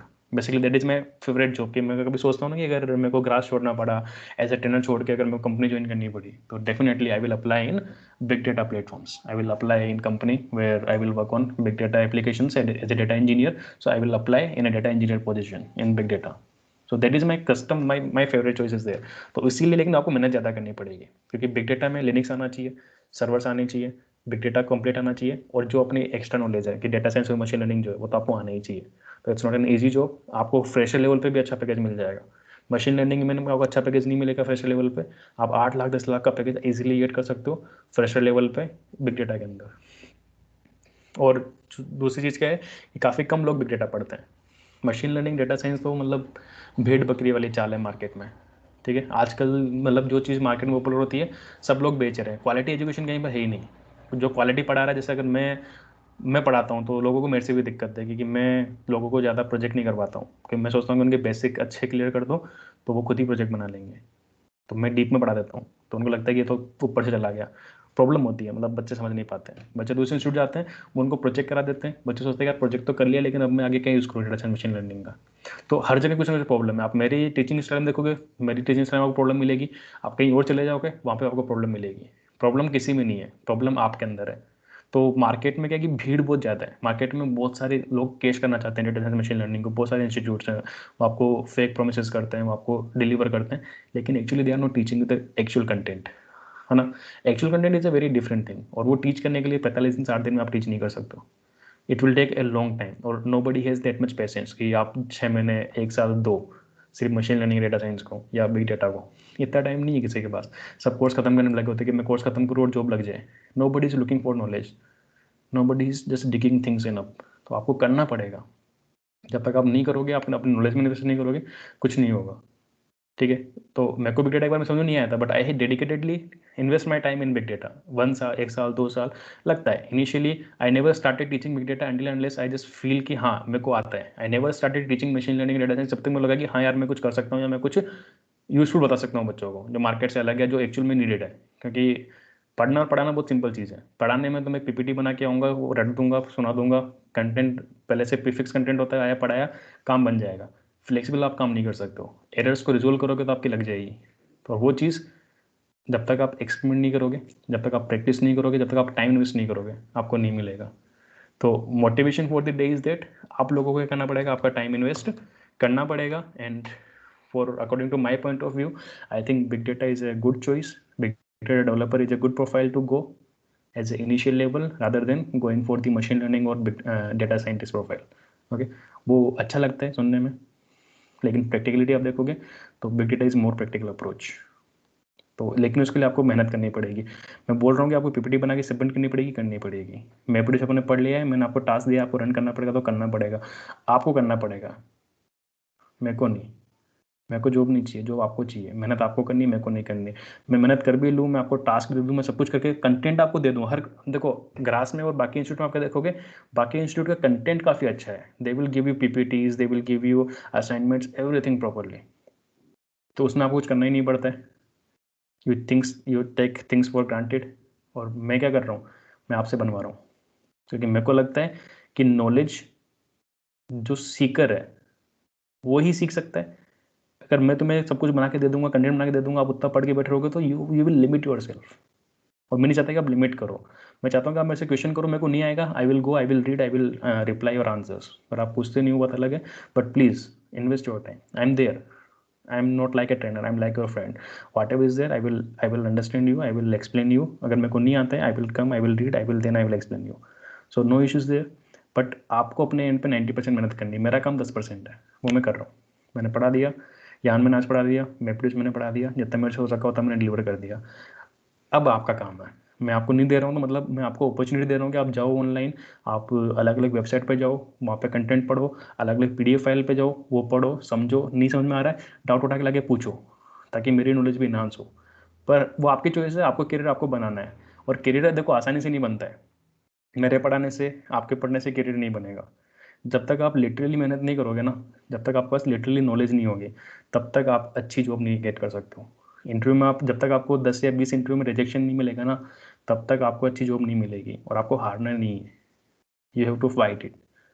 तो वो मतलब इतना ईजी नहीं है जॉब लेना, और इतना ईजी नहीं है इंडस्ट्री में सर्वाइव करना। उसके लिए नॉलेज अच्छी करना बहुत ज़रूरी है, और वो कोई नहीं कर सकता। ना मैं कर सकता हूँ, ना कोई और इंस्टीट्यूट कर सकता है, ना ही वो क्लाउडरा वाले जो 1.5-2 लाख रुपए ले रहे हैं पढ़ाने के। आप वो कोर्स भी ज्वाइन कर लोगे तो भी आपकी जॉब लग जाएगी, कोई गारंटी नहीं है।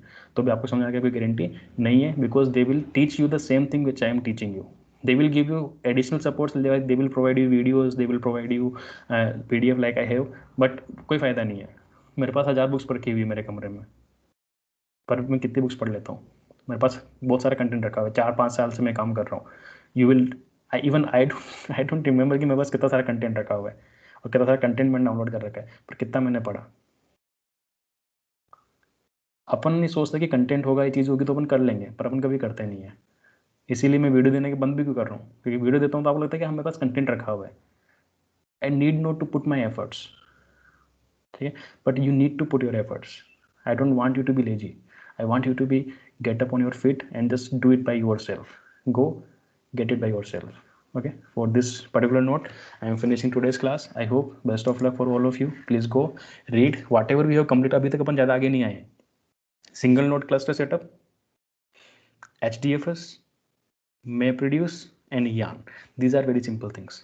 अब सबसे इंपॉर्टेंट टॉपिक आएगा अपना आगे, scope flume. these are very common, these are not that much important. Hive important था किसी टाइम पे, आज हाइव भी इतना ज़्यादा इंपॉर्टेंट नहीं है। The most important topic that will come, that is spark. Spark is very important topic. तो यानी अभी आपके पास टाइम है, स्पार्क अपन अभी 1-2 वीक में स्टार्ट करेंगे, तो मतलब 2 वीक का टाइम है, आप 15 दिन है। You can go, you can just learn things about, you can just read out the interview questions of MapReduce, you can read out interview questions of HDFS, you can read out the interview questions of Hadoop itself. तो वहाँ से उन चीज़ों को prepare करना start करो, ताकि जब अपना ये खत्म हो जाए कोर्स, तो आप डायरेक्टली अप्लाई करने के लिए एप्लीकेबल हो। इंटरव्यू में बैठ के अपनी बेइज्जती नहीं कराओ, कम से कम आप कुछ क्वेश्चंस का आंसर करो अच्छे से, and it that way you can just पे मी of. Okay, so thank you guys for being with me throughout this lecture, and we'll meet on next Saturday. So please submit your yarn PPT if you create it. That will be grateful. I will not be using it, but it is for you itself. Okay, so that's where. Any doubt there? Any question you want to ask me?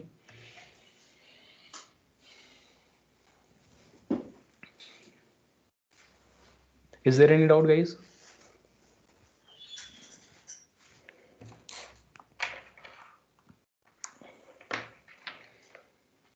Okay so thank you very much और अपन मिलते हैं next Saturday को. Bye bye.